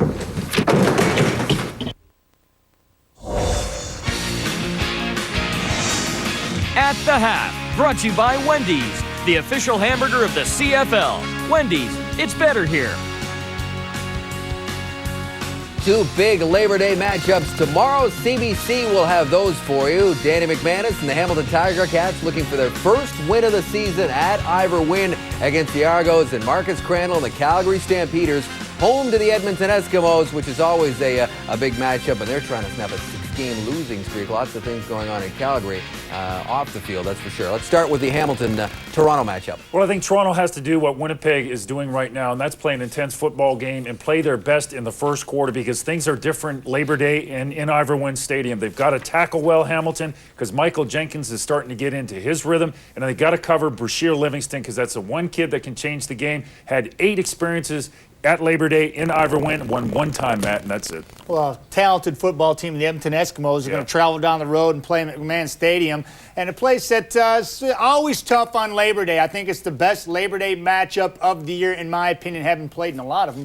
But I tell you what, Ricky Ray is a hot quarterback right now. 20 touchdowns to only 5 interceptions, and his favorite go-to guy is Terry Vaughn. And Terry Vaughn had no problems about talking about the Edmonton Eskimos, could care less about the Calgary Stampeders' woes when they travel down there to play them tomorrow afternoon. Well, let me talk a little bit about that Calgary ugliness that's going on right now. I mean, obviously, when you're losing, you got a bad record, people are going to talk. And the problem in Calgary right now is there's all sorts of discussion about the ownership versus the players. And the people who outside of Calgary might not know this, but Fred Fateri coming out in the newspaper and talking about how it's not his fault the team's doing badly. Players are now responding to that, and now you got a war of words in the paper. This is all bad news. But you know what? It's predictable.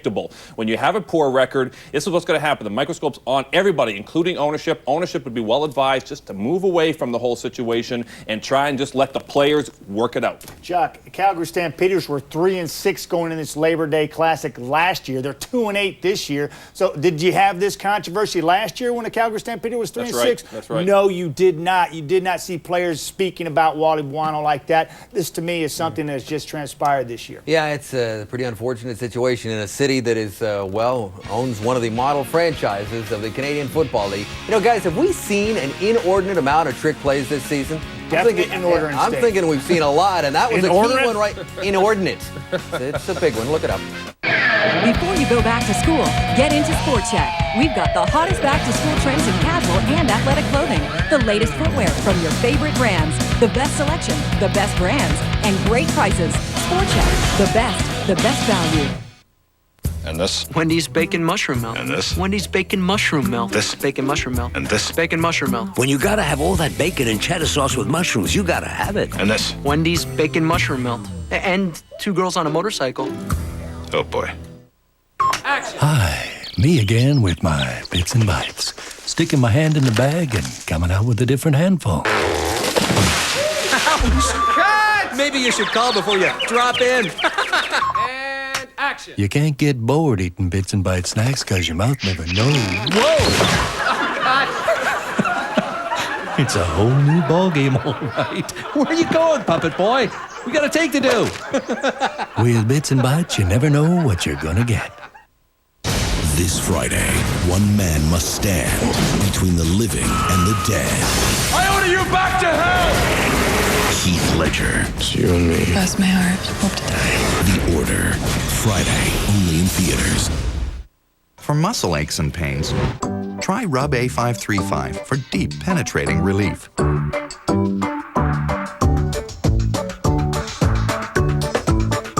Rub A535. Wherever it hurts, it helps. Leave It to Cargo, starring Old Navy cargo skirts for her. Authentic cargos for him. Cargo flares for girls. And special edition cargos for boys. Hurry in for Old Navy cargos at an old-fashioned price, just $16.50 to $34.50 for the whole family. Only at Old Navy.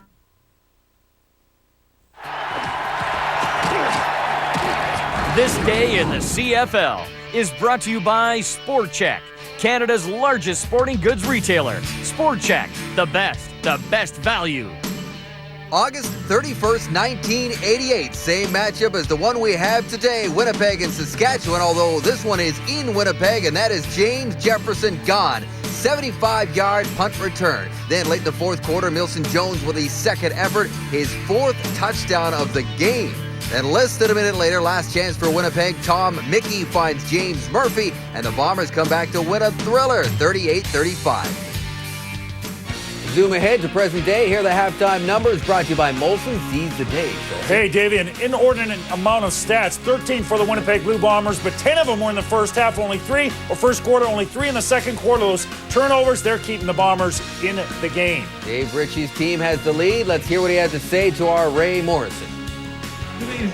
Dave, you got it going with a touchdown less than 2 minutes in to try to take the crowd out of it, and you've had some success on offense after that even. Our offense is playing very well. Defense is bending a little bit, but then they're playing pretty well. Special teams are doing okay, so for the first half, I'll make everybody in that booth over there at TSN smile. How y'all doing, folks? All right? All right, thanks. Thank you. That was we asked him to smile a couple weeks ago. That was a nice smile, Coach. Thank you very much. What the hell was Appreciate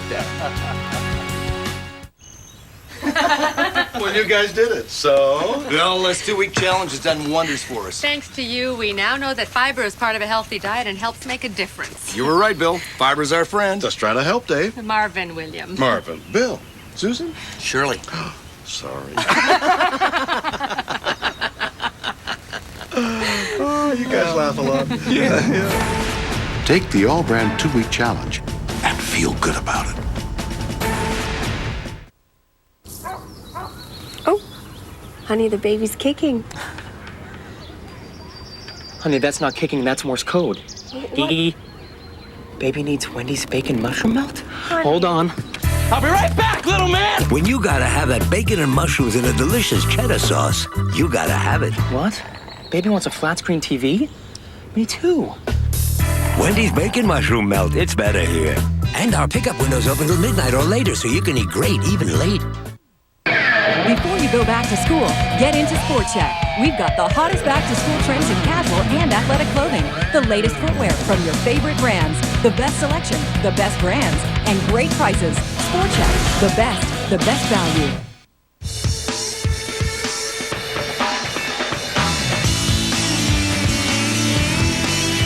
How do you get to exhilaration? A test drive is all it takes. So make your move to Mazda's Make Your Move sales event and get 0% purchase financing on MPV, Tribute, and Mazda B-Series trucks, all with no payments for 90 days. Plus, experience the all-new 2004 Mazda 6. Hurry in to Mazda's Make Your Move sales event today. This Friday, one man must stand between the living and the dead. I order you back to hell! Heath Ledger. It's you and me. Cross my heart. Hope to die. The Order.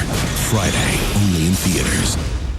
Old Navy cargo train. Starring the foxiest styles in America. Here's your host, Shamar Moore. Shake what your mama gave you in some Old Navy cargos. Cargo fever. You got to boogie down. Cargo fever. I think it's going around. Bring it on home. An Old Navy cargo starting at just $28. Love, peace, and cargos, baby. Only at Old Navy.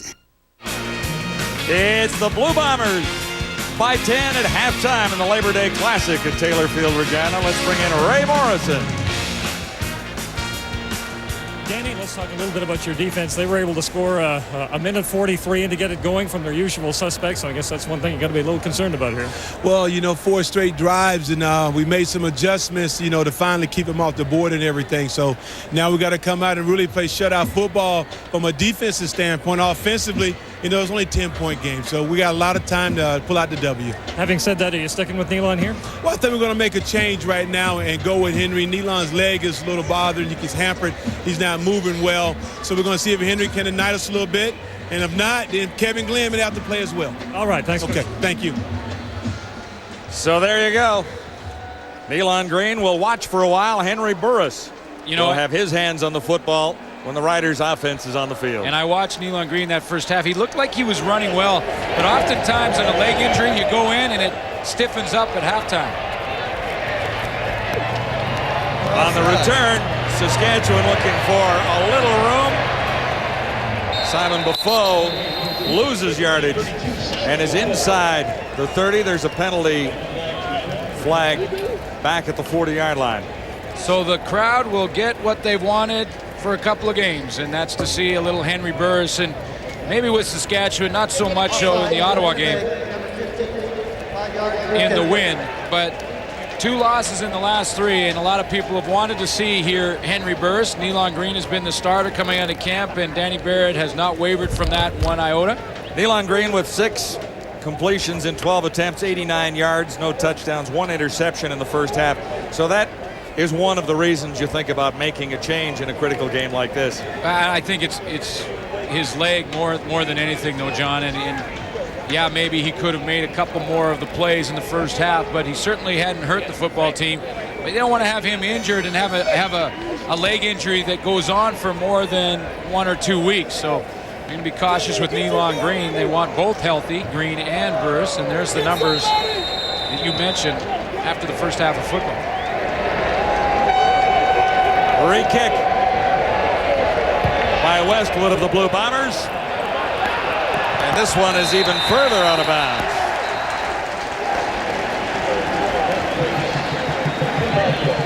And I mentioned earlier, Henry Burris now has been here for 4 games. This is his 3rd time with the uniform on. 2 games here, 2 weeks on the practice roster. Legal kickoff, Winnipeg, number 7, Saskatchewan. Rough Riders will take the field advantage and begin at the 45. And the crowd loves it. They saw number 10 run on the field, Henry Burris, almost to a man. They stood up, gave him a standing ovation. They love this decision. We'll see how Burris handles this. Hasn't played for a while. Last game was in NFL Europe back in May. And hasn't really seen much action since he left Saskatchewan. His final year, 4,647 yards, but he had 30 touchdowns in that season, and that's what got everyone in Saskatchewan so excited before he headed to the NFL.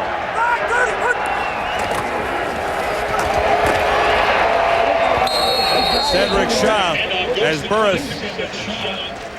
Well, you mentioned Nealon Green maybe could have made some more plays in the first half, and maybe this was, the one that the coaching staff for the Riders said, look at those first half possessions, said, let's give Henry Burris a chance. Green is also favoring that leg a little bit. I know they talked about his health at halftime. And they come out and say, let's see if number 10 can get it done in the second half. Cedric Shaw has 5, 2nd and 5, Riders at the 50. Burris puts it up for the first time and missed his target. It was Schaub sliding out of the backfield. And Burris put it just a little bit too high. Yeah, and especially to a running back. You know, a lot of times receivers will make this kind of catch. You see Burris drops back. His very first throw back in the Canadian Football League is a little bit high and over Cedric Shaw's. Now, receivers often come up with that one. It's a little tough on running back simply because, number one, they wear different pads and they don't catch the ball quite as much as receivers do. Ladarius Van Deep for the Bombers, back near his 10-yard line. Boy, Shaw had some room to run, didn't he? He certainly did have a little space out to the far side. McCallum puts it down to the 5. Riders special teams had Van absolutely surrounded. A 55-yard punt, 6 on the return. First and 10, Winnipeg, when we come back. They're ready to play. Are you?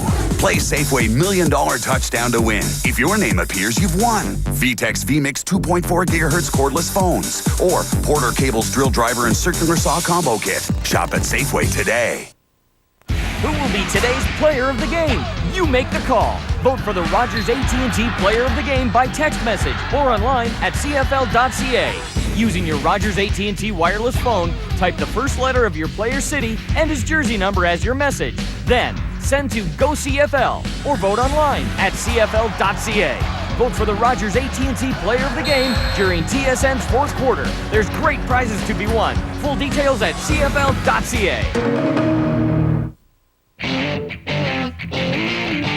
I'm not content to be with you in the daytime. Girl, I want non-stop protection for your 24/7 life. New Speed Stick 24/7. It never quits.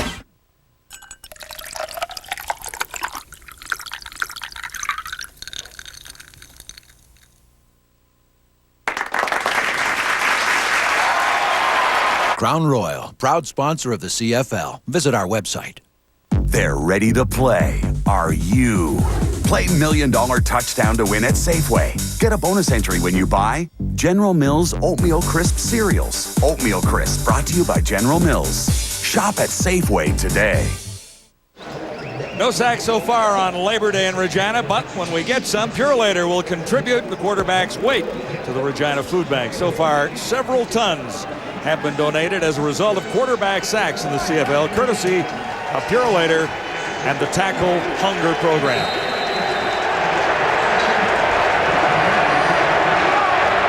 Bombers are hemmed in deep, beginning inside the 15 with a first down. First possession for Winnipeg. Good fake, and Jones connects with Stiegel out near the 20. He's forced back, so the spot will be rather interesting here.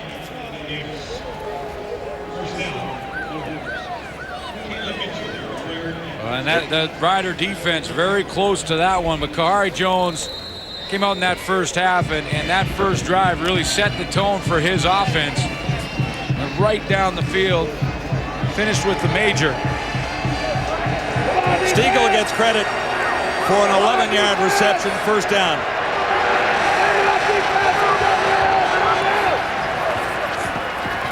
Good fake by Jones. Didn't fool everyone, and he was forced to fire it away in a hurry. Terrence Melton was right on top of him. I talked about that first drive for the Bombers, setting the tone for them. Look at the first 3 drives. Tremendous production right there. They had the 1 interception, a great play by Jackie Mitchell to snuff out the drive, and then that was in scoring range. Came back with a full bit of field goal.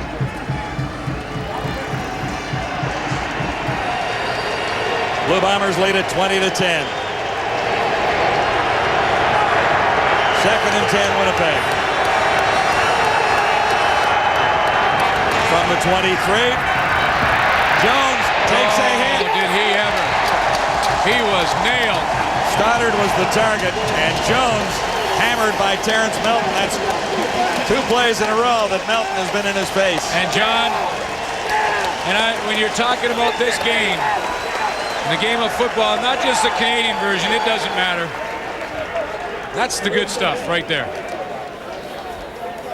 That's what it's all about. 2 big plays back-to-back from Terrence Milton. He was the one who cut Kahari Jones off on that first down and then got him there to rush the throw. Corey Holmes is deep. Westwood's punt comes down near the 50. Holmes ran into one of his own players and was stalled on that drive. Everybody wants to be the quarterback. Until Terrence Milton comes into your neighborhood. They're ready to play. Are you? Play $1 Million Touchdown to Win at Safeway. Get a bonus entry when you buy Oatmeal Crisp cereals. Oatmeal Crisp, brought to you by General Mills. You could win VTEX vMix 2.4 gigahertz cordless phones, or Porter Cable's drill driver and circular saw combo kit, or win a 7-night trip for 2 to the all-inclusive Occidental Grand Flamenco in Puerto Plata, Dominican Republic, courtesy of SunQuest Vacations. Swipe your club card at Safeway today. It was an amazing game. How's the heartburn? It's gone. I took Tums. That was fast. Ever wonder where heartburn goes? No. Interesting thing. When you ingest Tums, it goes directly to the acid in your stomach and actually converts it partially to water. And Tums contains calcium, something your body uses anyway. Anyway. Oh, you should have been at the game. Tums knocks out heartburn fast. That's all you really need to know. Kid, you gotta anticipate every frontline maneuver that they'll throw at you. If you're just standing around, you'll be on your back in no time. Every time a CFL quarterback gets sacked, Purelator will donate his weight in food to a hometown food bank. Catch the Purelator Tackle Hunger Sack Tally during CFL games on TSN. For muscle aches and pains, try Rub A535 for deep, penetrating relief.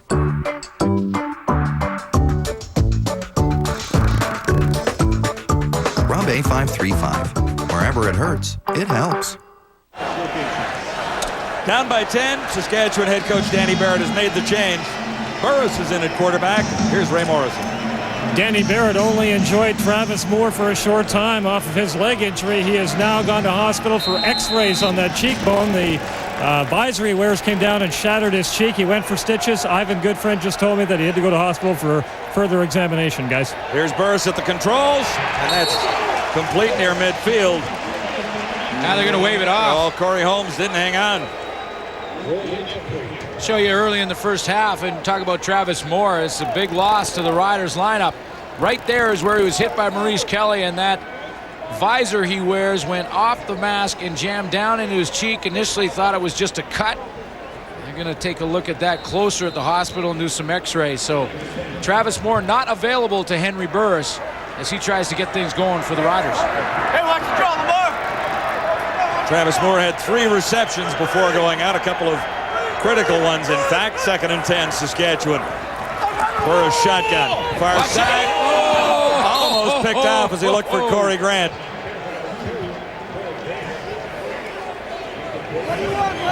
Raheem Covington, who is the extra defensive back, was not counted by Henry Burris. He tried to throw that long, wide field out. Now, Henry Burris spent the last 2 years in the National Football League with Chicago and Green Bay. He's got to go back and remember how wide this field is in Canada. We're talking 65 yards, and that is a long throw. Marcel Belfay went over there and said, remember, it's a little bit longer than the one you've been used to over the last couple of years. Yeah, plus 15. Charles Roberts returning for the Blue Bombers. Finds a little seam. Reggie Hunt in on the tackle after a 15-yard return. And this. Wendy's bacon mushroom melt. And this. Wendy's bacon mushroom melt. This. Bacon mushroom melt. And this. Bacon mushroom melt. When you gotta have all that bacon and cheddar sauce with mushrooms, you gotta have it. And this. Wendy's bacon mushroom melt. And 2 girls on a motorcycle. Oh boy. For muscle aches and pains, try Rub A535 for deep, penetrating relief.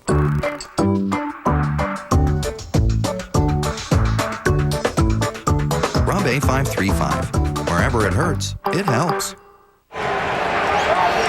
Ready for a 1st and 10, Winnipeg. Beginning at the Bomber 34. Charles Roberts. And the hole closed up in a hurry. Shante Peoples and Marcus Adams were there waiting. Danny Barrett at halftime had mentioned that there was some adjustments made with the Rider defense after the first 3 series from the Winnipeg offense.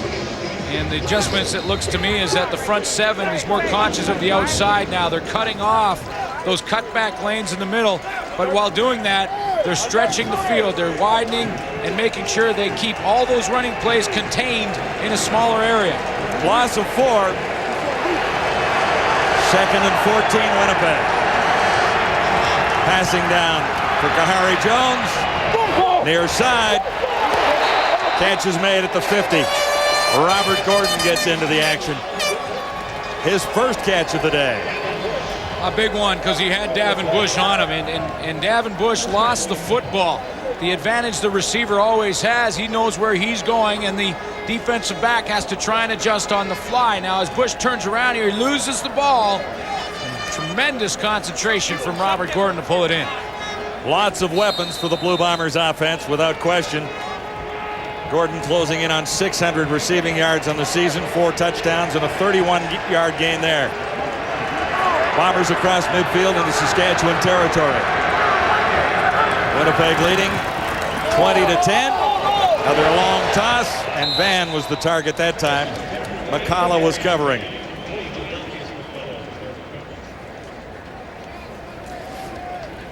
So when you look at the Riders defensively, the guys up front, Shante Peoples, Nate Davis, the big guys are way more conscious in the run game of containment, trying to keep Charles Roberts, Mike Sellers, and Kahari Jones all in that box, which is about 7 yards wide. Keep them in there. And this group struggled last week against the run in the loss to the Eskimos. 2nd and 10. Jones gets it away in a hurry, and he'll have a first down. Milt Stiegel coming up with a catch as he spun around at the Saskatchewan 35. Well, and what the Riders have also done is sent Terrace Milton into the blitz package a little bit more, number 37. And of course, Kahari Jones reads this one perfectly, and right where Terrence Milton left, that's where he threw the football. The chess game continues. And a 15-yard gain for Stiegel. Blue Bomber march continues now at the Saskatchewan 35. Charles Roberts off right tackle. And he's close to another Blue Bomber first down, or at least within a yard or so. Reggie Hunt on the tackle. But with all of the weapons here, even if the Riders have adjusted, they widen and they control the run a little bit better. Then they got to deal with Robert Gordon. And then Gordon makes a big catch. And then if you could control Gordon a little bit, you got to deal with Milt Stiegel. Well, they come back to Stiegel. And then they go back to Stiegel.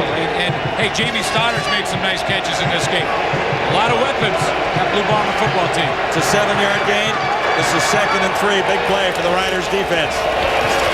Charles Roberts again. It'll be a first down. Winnipeg, he's still going. Roberts looks to the end zone. He'll get down to about the 2. And then Roberts back-to-back. That's pawn to rook 4 check for Winnipeg. Not checkmate, yes. Not checkmate just yet. And you can see Charles Roberts sneak out here. This is where he's going to try and run the football right there to the right side, and he breaks one tackle right at the point of attack. Terrence Milton, and cuts all the way back. One missed tackle turns into a big, big game for the Winnipeg Blue Bombers, who now have the Riders in check. I'm better at checkers. When do they get the crown? Checkmate's till the end of the game. We've got to wait, so hang in there. Not this time. Reggie Hunt stands up. This is the guy who set a record for tackles in a game against the Blue Bombers a few weeks back with 16. And he leads the football team with 49 tackles coming into this one. Reggie Hunt is right there. Let's just follow him and watch him play the linebacker position the way it's supposed to be played. Slide to the point of attack, step into the hole, and lower the boom. Charles Roberts definitely felt that. He's still down. That is how you tackle. Lower the hips, drive into the shoulder pad area, and just put the running back on his back.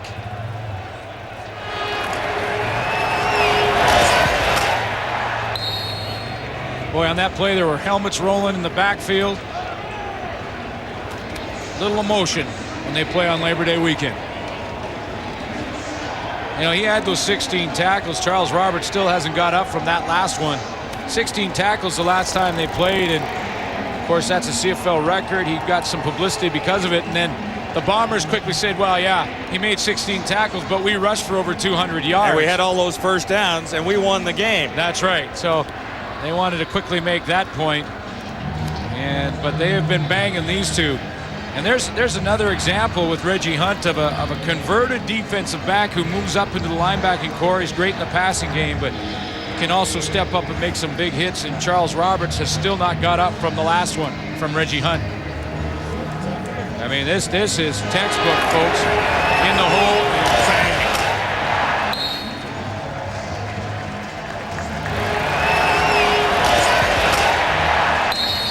Elowanibi's helmet rolling in across the goal line.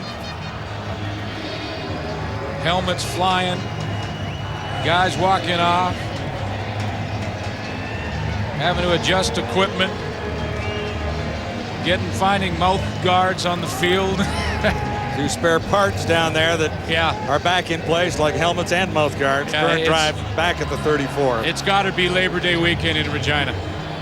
It is that. The Bombers are still in position here, looking at 2nd and goal to go from the 1.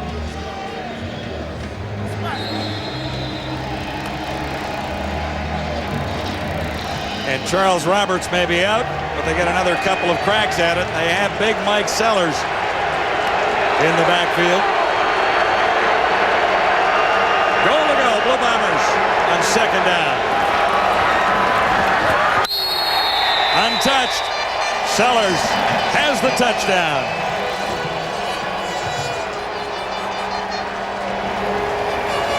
Really unchallenged at the goal line. He was, and sometimes you get down in the 1 line, you don't get many chances to tackle Sellers. That was well done by that offensive line. Eric Wilson, Dave Mudge. You see how they collapse it down inside. Dave Mudge really led the way as he kind of opened up the hole to the right side, and Sellers was not touched. 4th touchdown of the year for Mike Sellers as the Bombers open a commanding lead.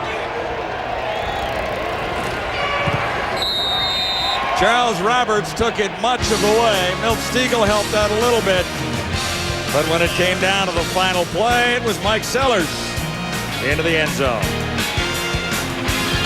At the Coors Light Brewing Company, we know great golf requires Zen-like concentration.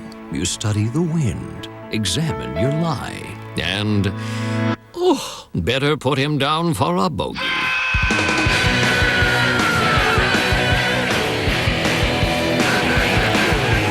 The Coors Light Brewing Company wishes you a most excellent weekend. Coors Light, the silver bullet. Inside that flashlight is something familiar. A battery. And while it may not be the biggest decision of your day, consider this. In the land of Middle-earth, the filmmakers of The Lord of the Rings trusted one battery in every one of their light meters. Duracell. So no matter how you play make-believe, it just has to work. Duracell. Trusted everywhere. The Lord of the Rings, The Two Towers, now available.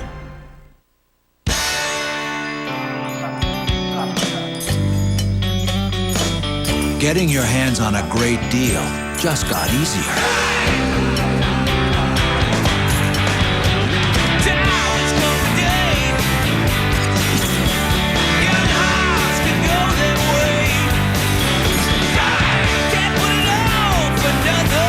It's clear out time. And with every Hyundai price to go, you win.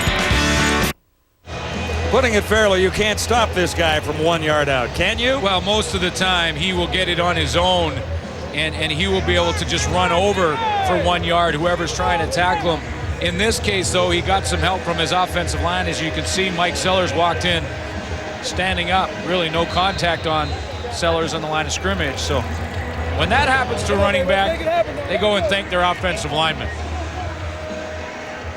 He is a huge fullback, 260-plus pounds. Short kick.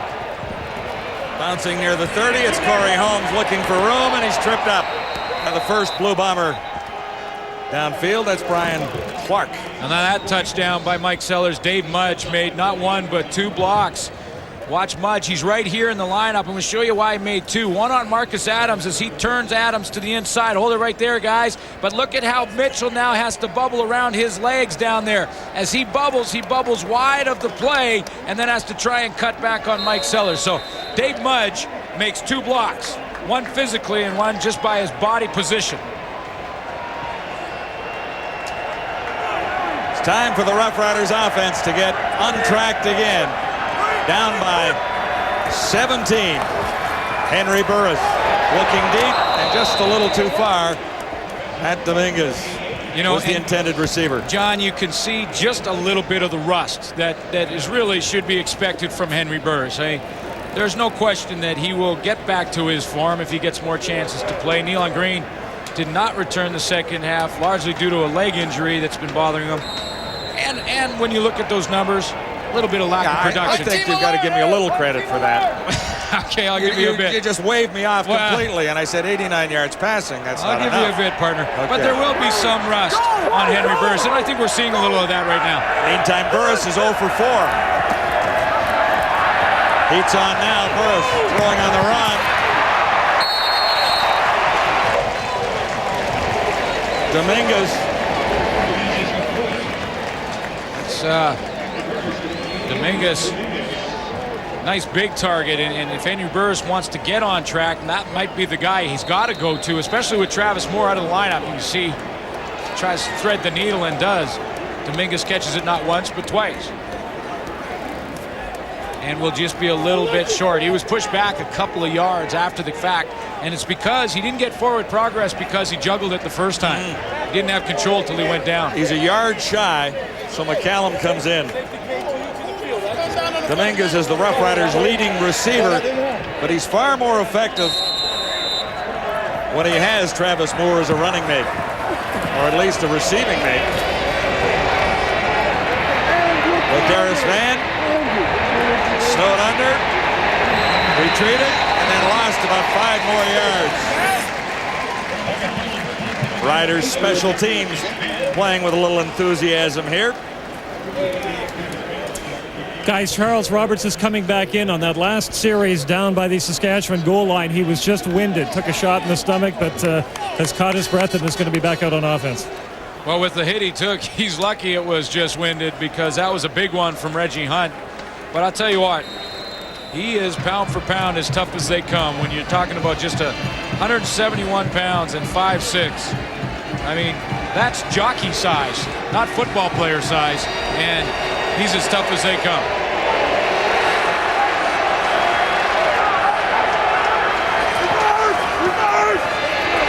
And here he goes. Charles Roberts again, another Blue Bomber first down. Darnell Edwards had to come up from his safety spot to make the tackle, but Edwards was no match there. He did, John, because of the fake. Kahari Jones here on the reverse to Ladarius Van. That fake spread out the Rider defense in a big way and opened up the big running lanes in the middle. They were so concerned with reverse and trying to widen out that they left gaping holes in the middle of the defense. And when Charles Roberts gets to the safety, you know he's picked up some yards. 127 rushing yards for the Bombers so far. Roberts has most of it, 17 in the previous play. Big Mike Sellers. Marcus Adams made the tackle. Now talk about chess games and one-on-one matchups. We've seen a couple here, and Reggie Hunt on Charles Roberts is as good as it gets. And Roberts now churning up some yards. We saw the big hit from Reggie Hunt. Who wins the next battle? 95 yards rushing so far for Charles Roberts.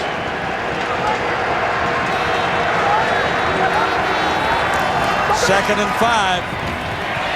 Sellers stopped well short of a first down. Met there by Reggie Hunt. Well, Reggie Hunt took a break from his Charles Roberts matchup to slide across and make that big tackle on Mike Sellers. Great quickness to the point of attack. He's in coverage. In a man-to-man situation, linebackers usually take the running backs. And Hunt makes a nice tackle in the open field, not allowing Sellers to get his shoulder pads turned north and south. Kevin Nickerson. Deep for Saskatchewan. Fine punt by Westwood. And Nickerson is stopped in his tracks. Lost a couple on the return. Harold Nash celebrating there. Veteran on special teams, 0-0, having another big night. Well, there you go. U.S. Open tennis followed by Sports Center. Well, that's after the Riders. See, down there that's our promo. Up there is what the Winnipeg fans, they'd like to promote tennis as well. There's a Reggie Hunt fan in the crowd as well. Well, the Riders are going to have to go some to make that come true. Saskatchewan without a first down in the second half. Danny Barrett at halftime said he was making the change. We've seen Henry Burris, but he also mentioned we may even go to Kevin Glenn. And it's interesting that he does mention that when you see the rust that Henry Burris has on him right now. He's just not quite as sharp as he should be. And at what point do we see Kevin Glenn is the next question. Glenn was in for one play and got a first down. And Nealon Green is likely out of the picture now because as long as he stands on that sideline, that leg will stiffen up more and more, and he becomes a non-factor. 2nd and 4. Burris overthrew his receiver. Jason French, and rust is a nice way to put it. I thought he might have had a chance to run for the first down there. Well, he may have, and he might try to be making more out of a play than it's really there, you know, and losing a little patience. There's no question some rust on him. He hasn't played under real action for quite some time. He's got the bullets flying around, and he's just not been sharp. And timing is really the biggest factor involved. When you do it in practice is one thing. Doing it in a game, totally different. 4th time the Riders have gone 2 and out. McCallum's punt is not deep, but he gets a good roll out of it. As Van waits for it near the 28. Riders had him well covered. And Winnipeg will begin inside the 30-yard line as Omar Morgan was there. The rematch at Commonwealth in Edmonton. Friday Night Football. Stampeders and the Eskimos. Well, that's a guaranteed great game and great matchup. The panel will be there as well in Edmonton. And then, hey, Wendy's CFL Live on Sunday. Toronto in a race now in the East. Ottawa, big win over the Montreal Alouettes. And that tied them in the standings for second. The Argonauts in Hamilton tomorrow for the Labor Day Classic against the Tiger Cats. And that one, even though the Ticats have struggled, they play great on Labor Day. Their home park. Bombers have played a terrific afternoon of football and into the evening here at Taylor Field in Regina. Charles Roberts appears to be okay. Shante Peoples was there to make the stop on Roberts after a 5-yard gain. You know, a lot of Charles Roberts' runs have been after first contact, and a lot of his yards tonight after first contact. The Riders are putting people in position, but it's just that one move. Reggie Hunt has had a couple of shots on him, but not enough, and his numbers are starting to grow as we speak. He's at 100 now. Kahari Jones looking deep. Coverage was too good from Bush, and a flag is down. Not in that area, but back at the line.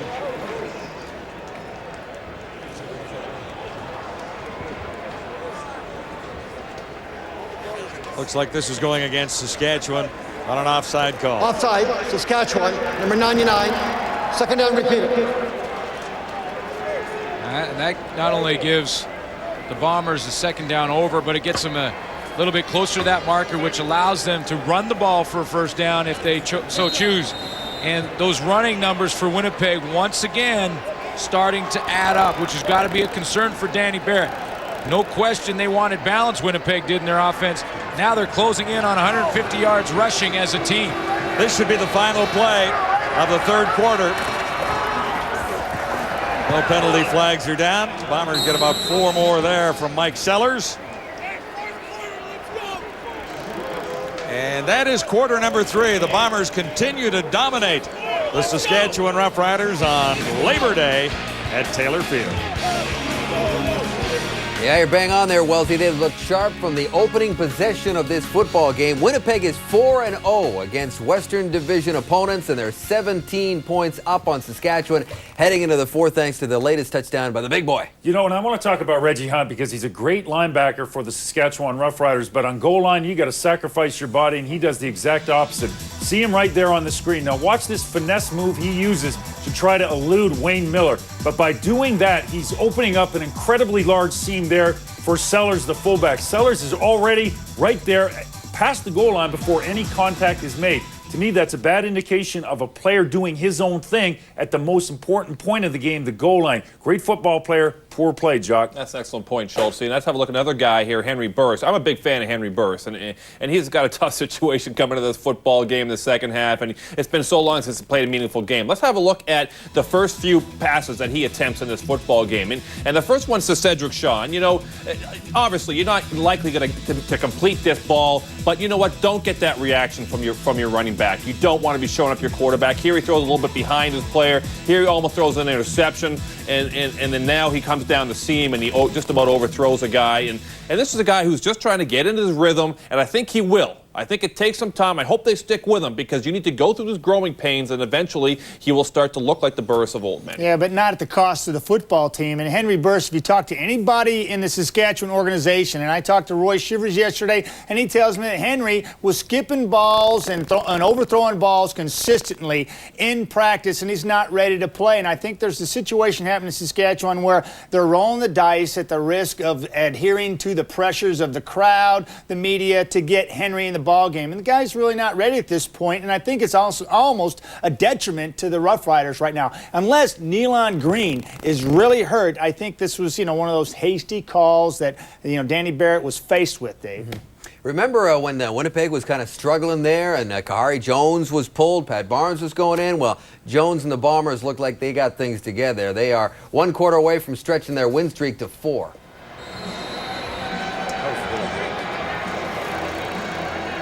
Labor Day at Taylor Field in Regina. We've cranked up the heat a little bit, and the Blue Bombers have come to town ready for a football game, leading by 17 heading into the final quarter here.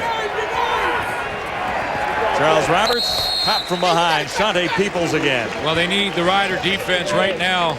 They need to get the ball right here, don't they? They need more plays from Shante Peoples in the front 4, just like that one in this last quarter, because against the run, the numbers for Winnipeg are starting to stack up. In the last 3 games, the Rough Riders have given up 174 yards rushing per game, way above what they did in the first part of the season.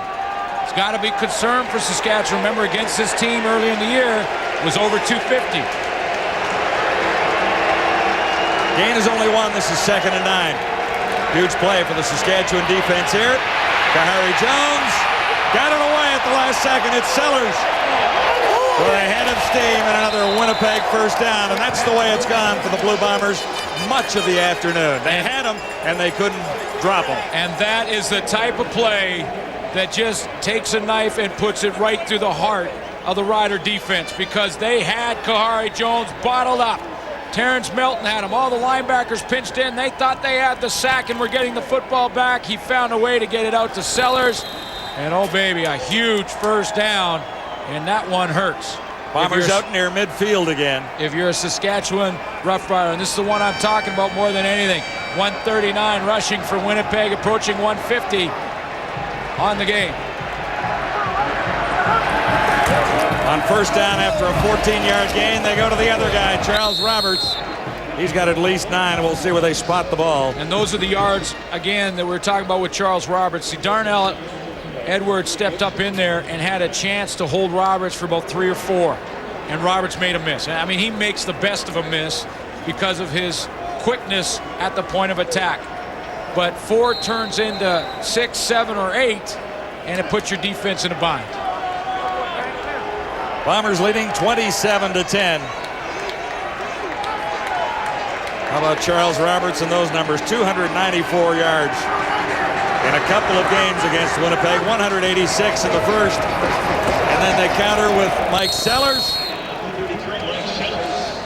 You know, in fairness to Darnell Edwards, it's his first start, and he's not been the only one to have some tackling problems in the hole, in the point of attack, and they've not been those big misses where the running back takes off for a 70-yard run.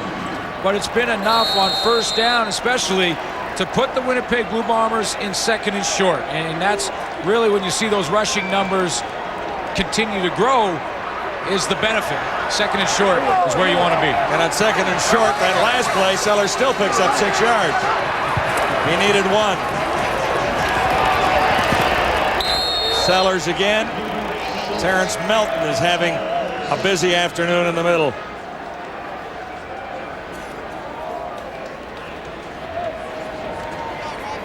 First 7 games, this Rider defense was giving up 98.8 yards per game. That's less than 100 per game, and that's where you want to be. And in the last 3, 174 against the Bombers the last time, over 250. This is the concern defensively for Saskatchewan right now. Second and 5, Winnipeg. Jones will put it up. And Van will make the catch at the 35.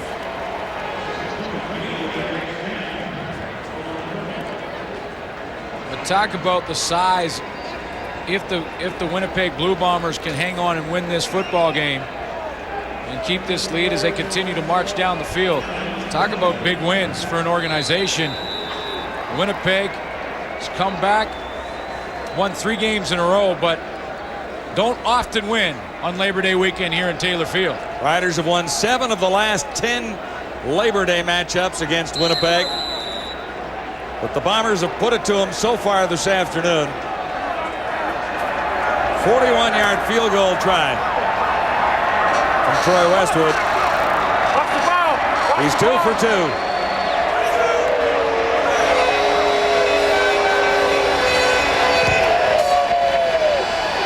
He's 3 for 3.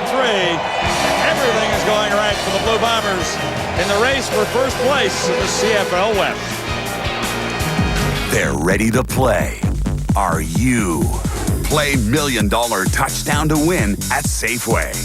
If your name appears, you've won. A Dirt Devil Featherlight Bagless Upright and a Dirt Devil Sweeper Vac with Swiffer. Nothing escapes the power of a Dirt Devil.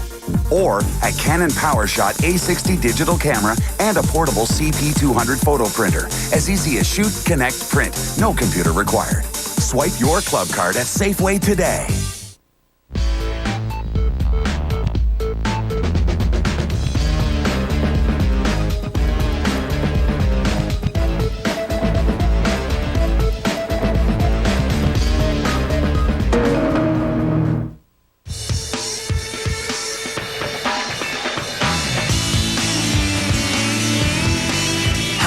To exhilaration, a test drive is all it takes. So make your move to Mazda's Make Your Move sales event and get 0% purchase financing for 48 months with no payments for 90 days on any new 2003 Mazda. Plus, experience the all-new 2004 Mazda 6. Hurry in to Mazda's Make Your Move sales event today. For muscle aches and pains, try Rub A535 for deep, penetrating relief.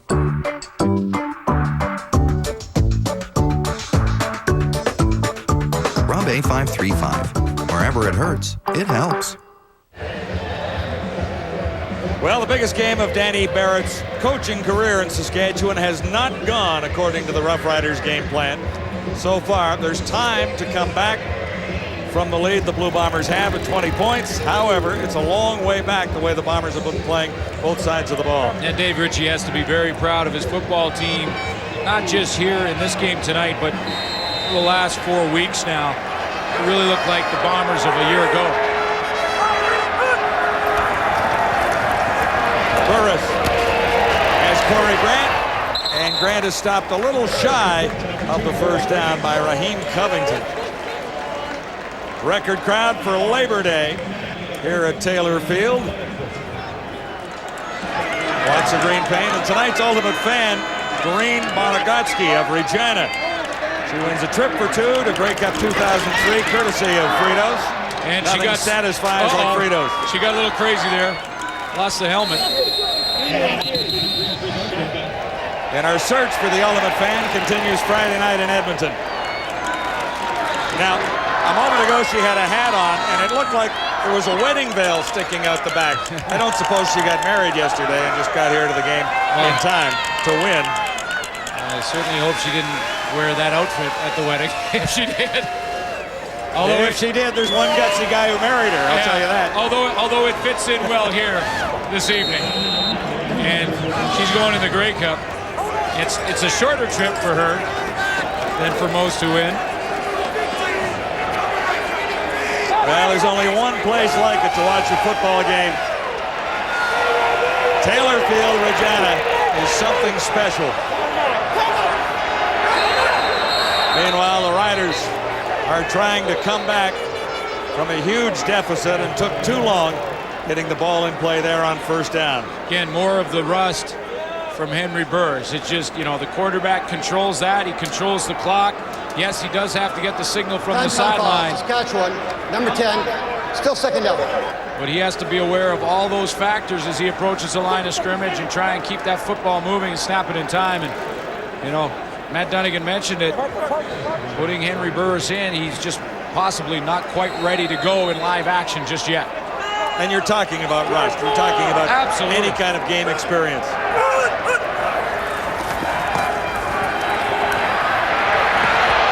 Underhand, Burris to Zarka.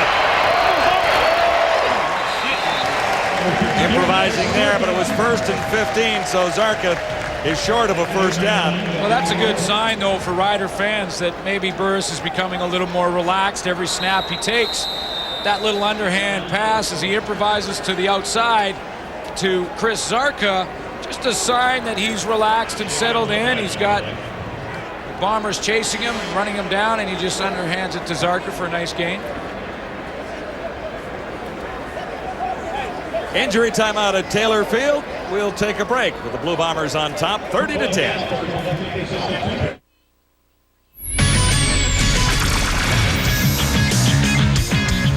Doing on my tie. Hey everybody, Jay Onright in the Sports Center newsroom. Hope you're enjoying the football game. Let's get you a quick update from the Sports Center newsroom. Tell you what's coming up on the next edition of the show that'll follow U.S. Open tennis, which follows this CFL game. And speaking of U.S. Open tennis, Andre Agassi finishing up his third-round match with Yevgeny Kafelnikov for a spot in the final 16. Third set, Agassi match point, arcs the forehand down the line. He advances to the fourth round with a straight sets victory. The old guard of the young gun, Andy Roddick against Flavio Saretta. And Roddick bringing his fastball. 140-mile-per-hour ace. That type of day for Saretta. Throw down your racket in anger. No trouble for Roddick. He wins in straight sets. And the Canadian men's basketball team is attempting to qualify for the 2004 Olympics in Puerto Rico. Right now, Canada's team is down by 18 points. It is not looking good. They are not playing well. We'll have all the highlights on SportsCenter coming up after tennis, after football. Enjoy the football. I'm not content to be with you in the daytime. Girl, I want non-stop protection for your 24/7 life. New Speed Stick 24/7. It never quits.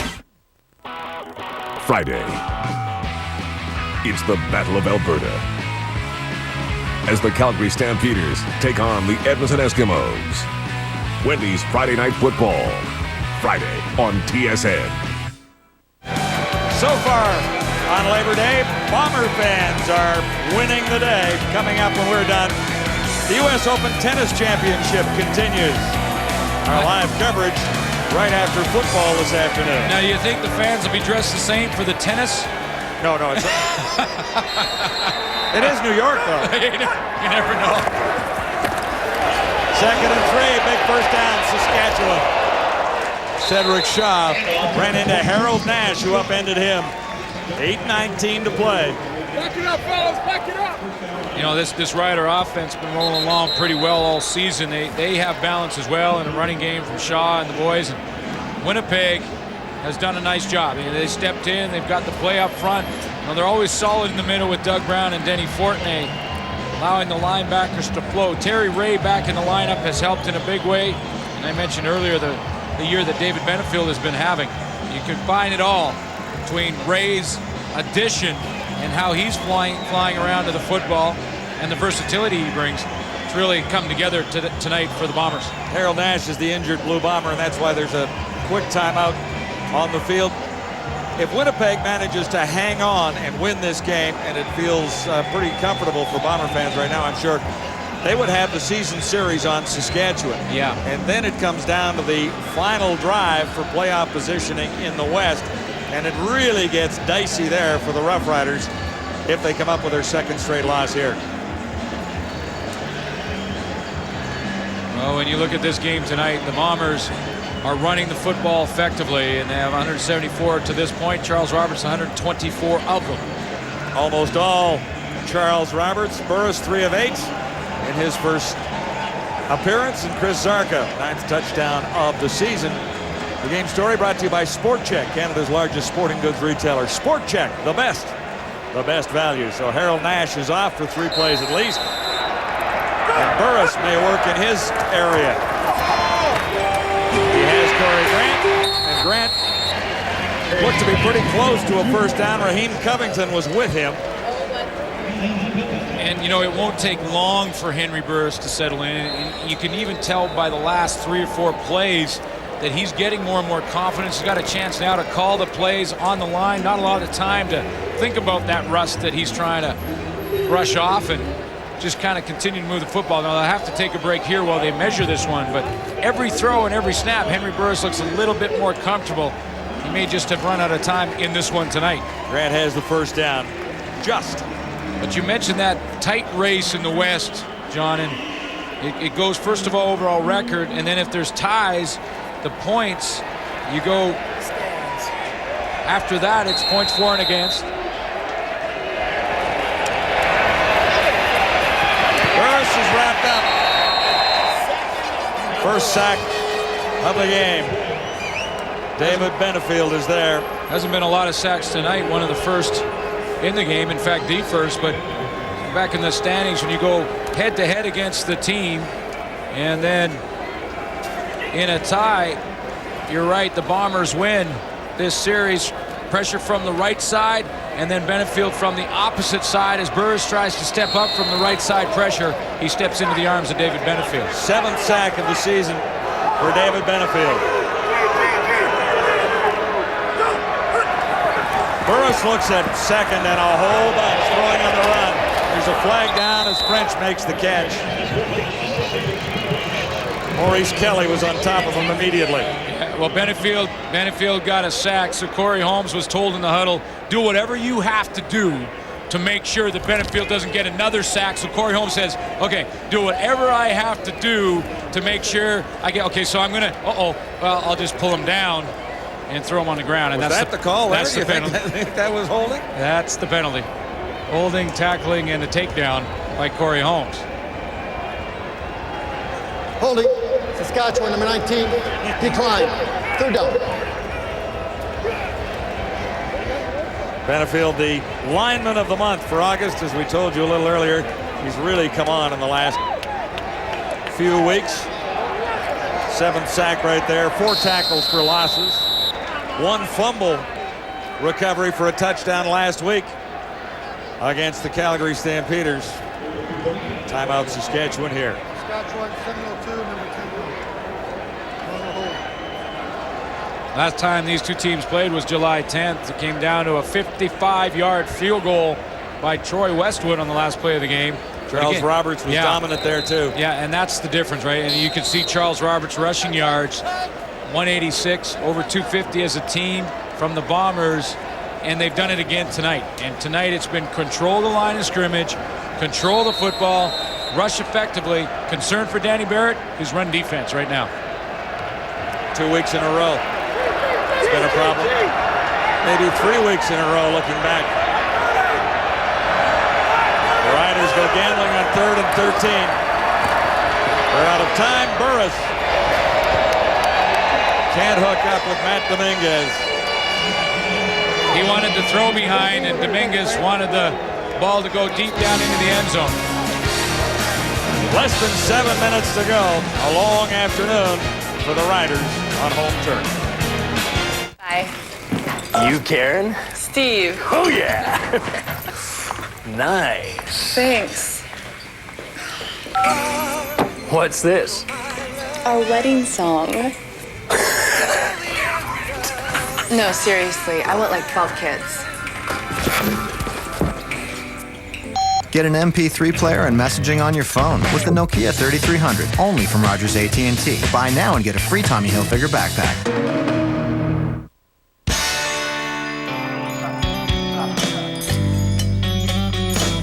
Getting your hands on a great deal just got easier.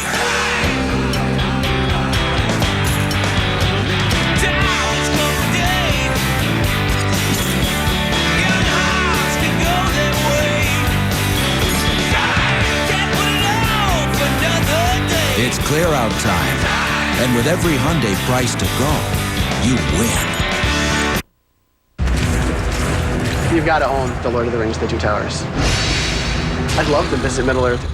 Gandalf, Frodo, Sam. The Ents, the walking trees. It's kind of weird to actually see them. How's it going? Precious. What are you doing? The orcs. Those guys are just beasts. I'd like to meet Gimli. Gimli's grumpy. Kind of like you. Yeah. Lord of the Rings, The Two Towers. Now available on DVD and video. Get The Two Towers at a great price. The more action, the better. I wish I could be in this movie. I'd let him do the stuntman because I'm better looking. Time now to vote for the Rogers AT&T Wireless Player of the Game, and here's how you can do it. On the internet, CFL.ca, by text messaging. Go CFL. Nominations would include Charles Roberts, I think, which would be W1 if you wanted to vote that way, or W17 for Kahari Jones. He's called a very good game. How about an offensive lineman for the first time ever? When you get that kind of rushing yards, the offensive line playing well. Dave Mudge having a big game tonight as well. So it's a turnover, and the Bombers have the ball back with a 20-point lead. Charles Roberts continues to march along. Jackie Mitchell making the tackle there. But, John, I got a hunch that the man who is, for Winnipeg Blue Bomber fans, number one in your heart, number one in your program. Yeah. Well, Charles Roberts. 112 rushing yards, 15 receiving yards. Total that up quickly for me, pal. There you go. A bunch. 127. Okay, there you go. I thought I handed you. Well, you scribbled it down. I couldn't read your writing. Harry Jones has Charles Roberts again. Here comes some more. Huge yardage for Roberts here. After making the catch, he's down to the 40. And McCullough finally forced him out. I think he's going to get a few votes for player of the game. Well, for some of the big guys on defense have had to play against Charles Roberts, kind of like a bull chasing a rabbit. I mean, he's tiny, and he gets outside, and he can hide in behind offensive linemen. That's what he does there. And then watch how he cuts back left, then cuts back right, and kind of runs around 3 or 4 Saskatchewan Rough Riders. Just not forget about trying to tackle him. How about trying to find him first? 28 yards more. He's at 155. And the Bombers are 1st and 10 at the Saskatchewan 40. Mike Sellers. Marcus Adams made the tackle, and Sellers has done his job. Well, you know, Charles Roberts' production for a couple games declined a little bit offensively, and that was because Mike Sellers was out of the lineup due to injury. That's how important Mike Sellers is to the running game, not just when he carries the ball as the changeup, but also blocking, because the fullback is always the lead blocker in the running game. And when you've got a guy who's as athletic as Mike Sellers at 275, boy, opens up some big holes. Three receivers to the near side for the Blue Bombers on 2nd and 5. It's Roberts on the ground, and he won't get to first down territory this time. Scott Schultz over to make the tackle with less than 5 minutes to go. And it'll be back to the drawing board for the Saskatchewan Roughriders after back-to-back losses. Well, here's their concern more than anything. We talked about the rushing yards they've given up. A bunch again tonight, a bunch versus Winnipeg in July, and last week versus Edmonton, almost 200 yards rushing against Danny Barrett's defense. Okay, that's his #1 concern. Now, with 5 minutes left, what he can do is leave Henry Burris in the game to get some valuable reps. Troy Westwood, 3 for 3 tonight. This from 40 yards.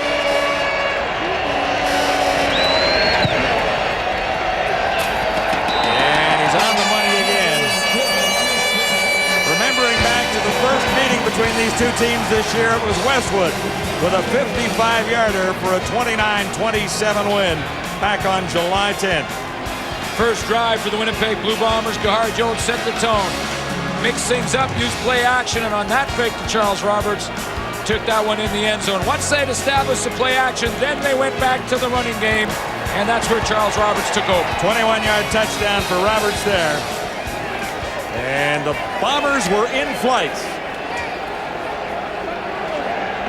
It's a 20-point advantage for Dave Ritchie's team. Add 3 more to that.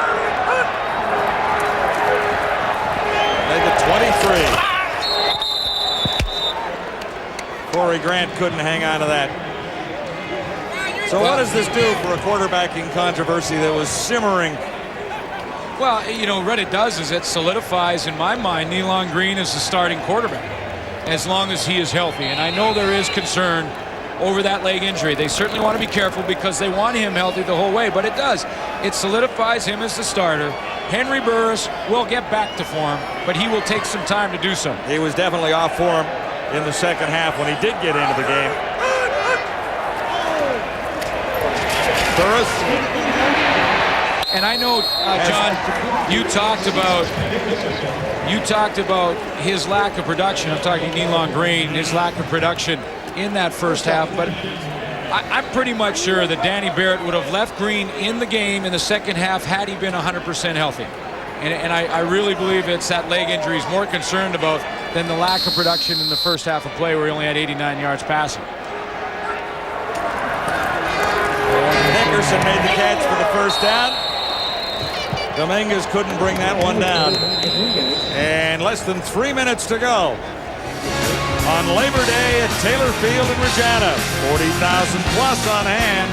Not much to cheer about for Saskatchewan fans. Ready to take the next step? At Source for Sports, we love the game as much as you do. Selection, fit, service. For first-timers, old-timers, or up-and-comers, Source for Sports. We know our stuff.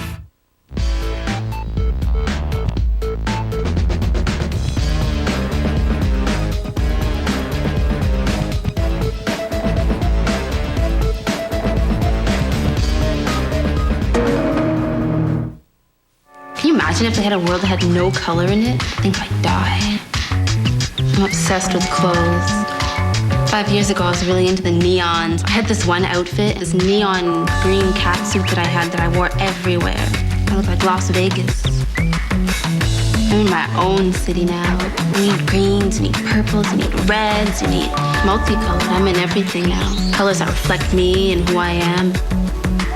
What's next? I have no idea. This is Cliff Chatterton of the War Ants. I've known Megan since she was 3. This is your new swimming arm, and this is the sport hand that goes with it, okay? She was enrolled in Champ after a terrible car crash cost her an arm. Be a part of the War Ants Drive Safe campaign. Drive safe.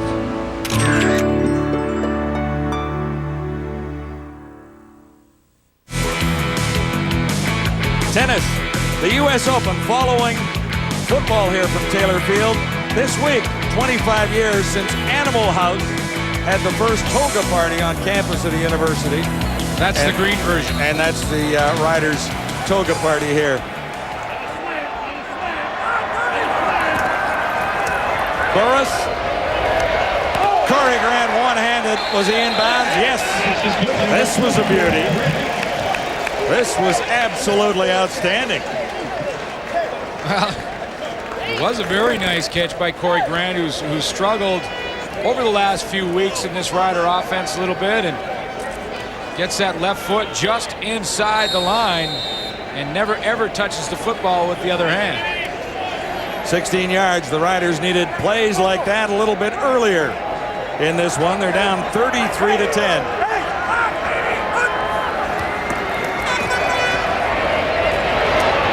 Burris takes out the second time he's run with the ball. He's coming up a little short, going down after a 6-yard gain. We talked about the concerns for Danny Barrett, but this is something that will be a positive for him. The fact that Henry Burris is allowed to stay in this game pretty much out of reach as far as the score goes when you look at the line score at the bottom of your screen. But to have these reps for Henry Burris, very valuable as this season progresses. They call it a 7-yard gain now, and that'll be enough for a first down. Corey Holmes. You know, when you talk about players of the game and who's really stepped up, it's hard to really find one defensively for the Winnipeg Blue Bombers, and that's a good thing, because what that means is they played well as a unit, and if a defense plays well as a unit, boy, they are awfully tough to beat.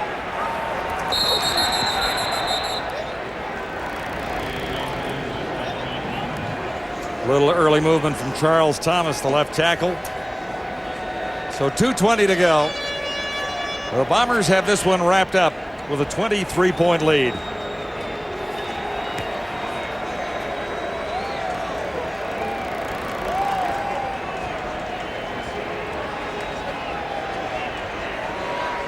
Well, Saskatchewan puts that much more. Saskatchewan 53. Repeat first down. Saskatchewan now with a lot more pressure on them in that western side.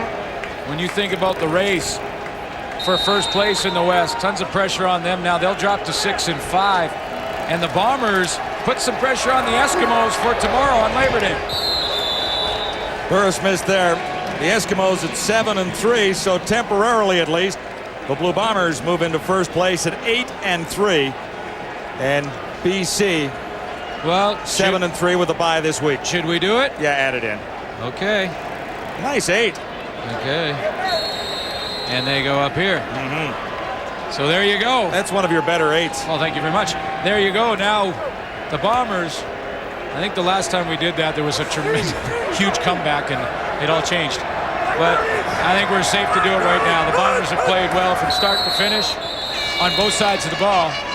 You know, and one of the things that the Saskatchewan Roughriders coming into this game were sort of leaning on was their play on special teams, and the Bombers contained them in that area as well. Offside, Winnipeg, 97, still second down. I mean, heading into this game, Danny Barrett on his teams had over 500 return yards in the last 2 games, so he felt that his teams were providing some offense, and they were over 2 games. But that Bomber special team unit, cover units have shut the door there as well.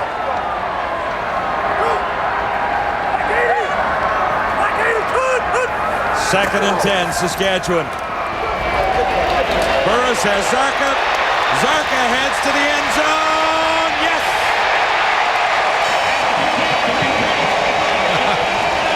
Could there be the miraculous comeback? That's 2 touchdowns for Zarka. And that's 10 on the season. And that is his longest. You know, and the Riders at this point, you know they're playing against a Winnipeg defense that are a little more relaxed, shall we say, than they were to start this football game. And take advantage of that as Zarka catches that screen and rumbles in, and they'll go for 2 points, of course, back as far as they are. 33-16.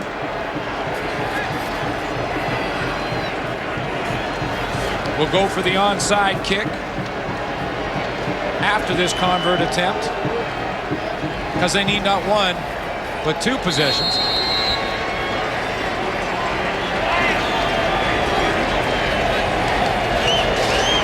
So on the scoreboard right now, Bombers 33, Saskatchewan 16.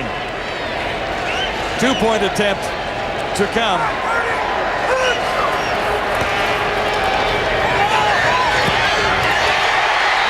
Flags down on the coverage. I think he caught it anyway. I don't think it matters. That was way Jason French. That was on the opposite side of our spotters booth up here. And I think Jason French pulled that down. Well, he did, yes, as it shows now. Yeah, they declined that, and they'll just take the 2-point convert and get just a little bit closer. That's a nice catch. So he turns back and certainly does hang on. You see it clearly from that angle. Jason French had to turn all the way back around on Dave Donaldson, comes up with a nice one. So Riders 2-point closer.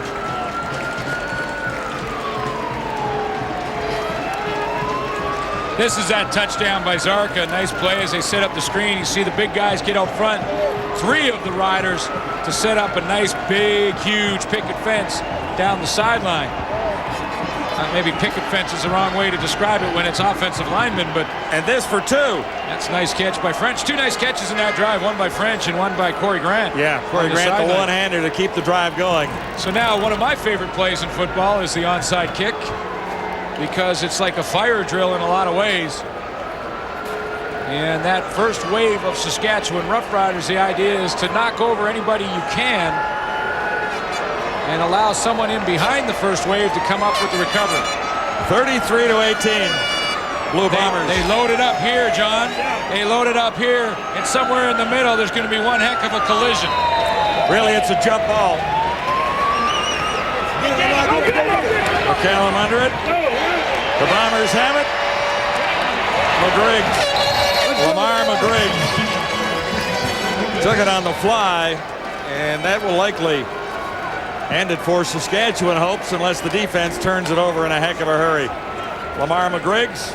See that front line, John, they won that war. I talked about the battle there. And every football game is made up of a whole bunch of battles, and this line right here is the first wave for the Winnipeg Blue Bombers in this onside kick. They take on that first wave of the Riders, and in that battle, the white shirts win, allowing Lamar McGriggs to recover the football. And if you win enough of those battles, you win the war.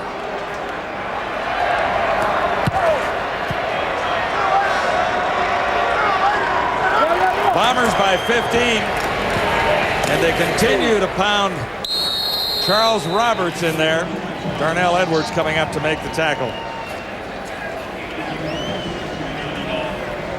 Harry Jones, not spectacular numbers, but he really didn't need them in this game because of the play of his running backs, well, the running Charles backs. Roberts and Michael Sellers. And Mike Sellers more in a blocking role, but between the two of them, they churned up a bunch of yards along the ground. Second down. Bombers need 7 for a first down. They're in field goal range already, and that could put it out of reach.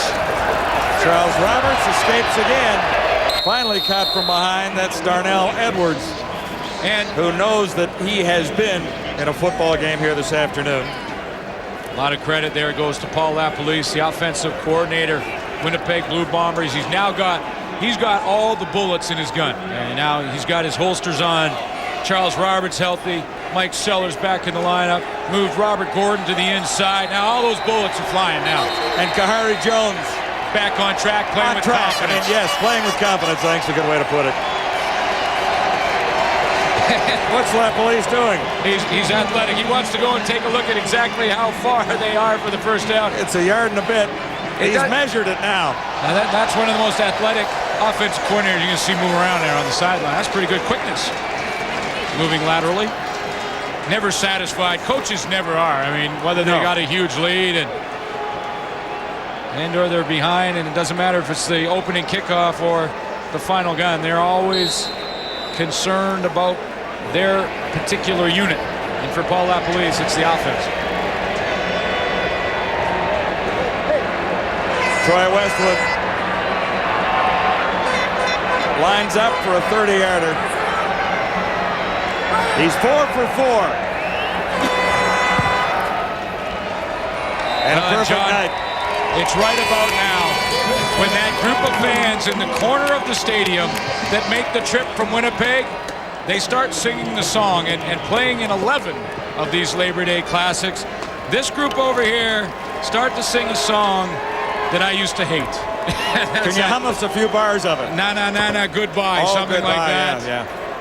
And because there's so much intensity and excitement surrounding this game before the ball is even kicked off, I mean, the whole city is a giant party the entire weekend of fans pointing the finger, we're number one, you're number one. We couldn't walk out of the lobby without blue shirts coming, hey, talk about the Bombers now, and then the green guys over there, and then, hey, talk about the Riders. The fans love to get into this battle, and Winnipeg Blue Bomber fans are having some fun right now, and will tonight, I guarantee it. Well, that's what it's all about. The football fans on the prairies. Here's Burris on first down. This is a rocket. Dominguez was the target, no catch. He was out of bounds. Kelly was covering there. Now, Charles Roberts might have slipped into the rushing lead in the CFL as a result of his performance here. Well, he just goes ahead of Mike Pringle, but remember, Mike Pringle plays tomorrow. Well, there was only 1 yard separating them. Pringle had a 1 yard advantage coming into this, so Roberts lays down the gauntlet. We'll see if Pringle responds in Calgary tomorrow afternoon. And you know, when the game's still got a minute to play, that's a sign right there that you have a comfortable lead. When the players are signing autographs for their fans? Your star receiver and your star running back are allowed to go over and sign a few autographs over by the home fans. 1:01 to go. Second down. Holmes made the catch and went down in a heap, well short of the first down. Blue Bombers did not overnight in Regina. They moved straight on to Moose Jaw, where they found a little more peace and quiet over there. So maybe that's a solution to the Blue Bombers' Labor Day problems here.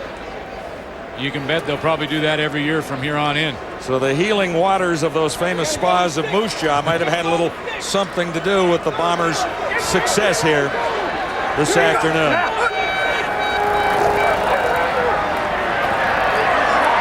Burris for the first down.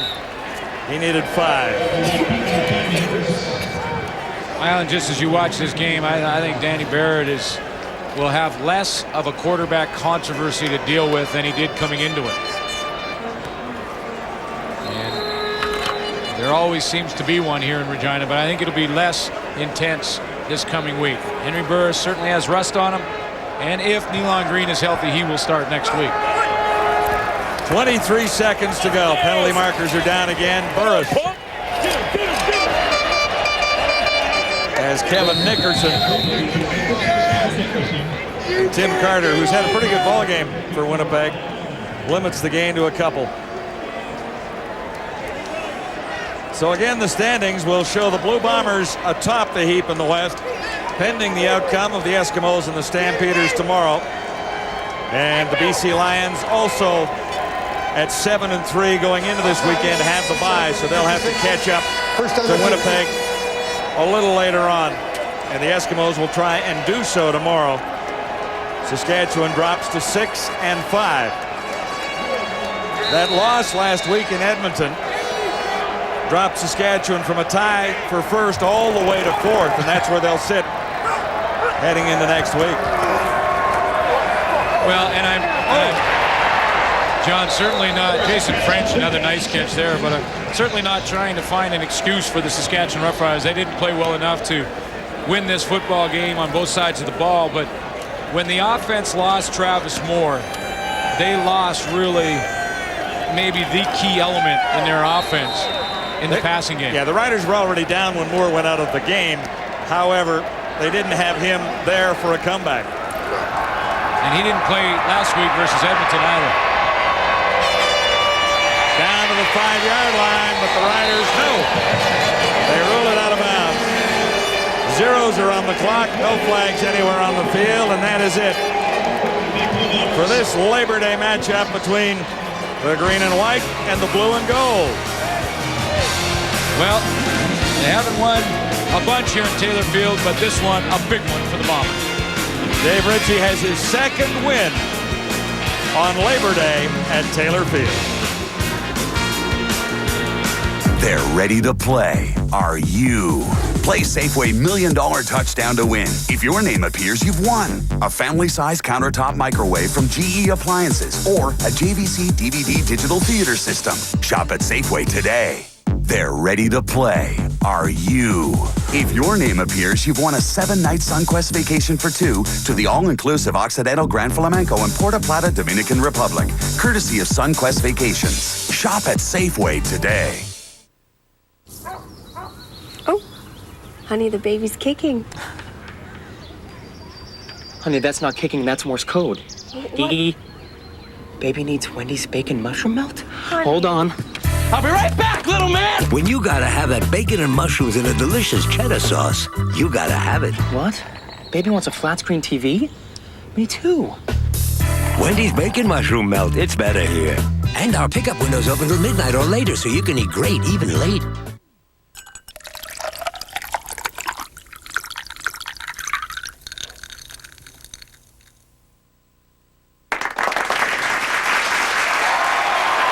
Crown Royal, proud sponsor of the CFL. Visit our website. The CFL on TSN is brought to you by Wendy's, the official hamburger of the CFL. Wendy's, it's better here. By Molson Canadian, why not seize the day? And by Rogers AT&T Wireless. Imagine getting more from your phone. Our next game for the CFL on TSN, Wendy's Friday Night Football. The Calgary Stampeders will be going into Commonwealth Stadium. This is the Labor Day rematch game. We're all going to be out there at Edmonton, and we're hoping for another classic between those two.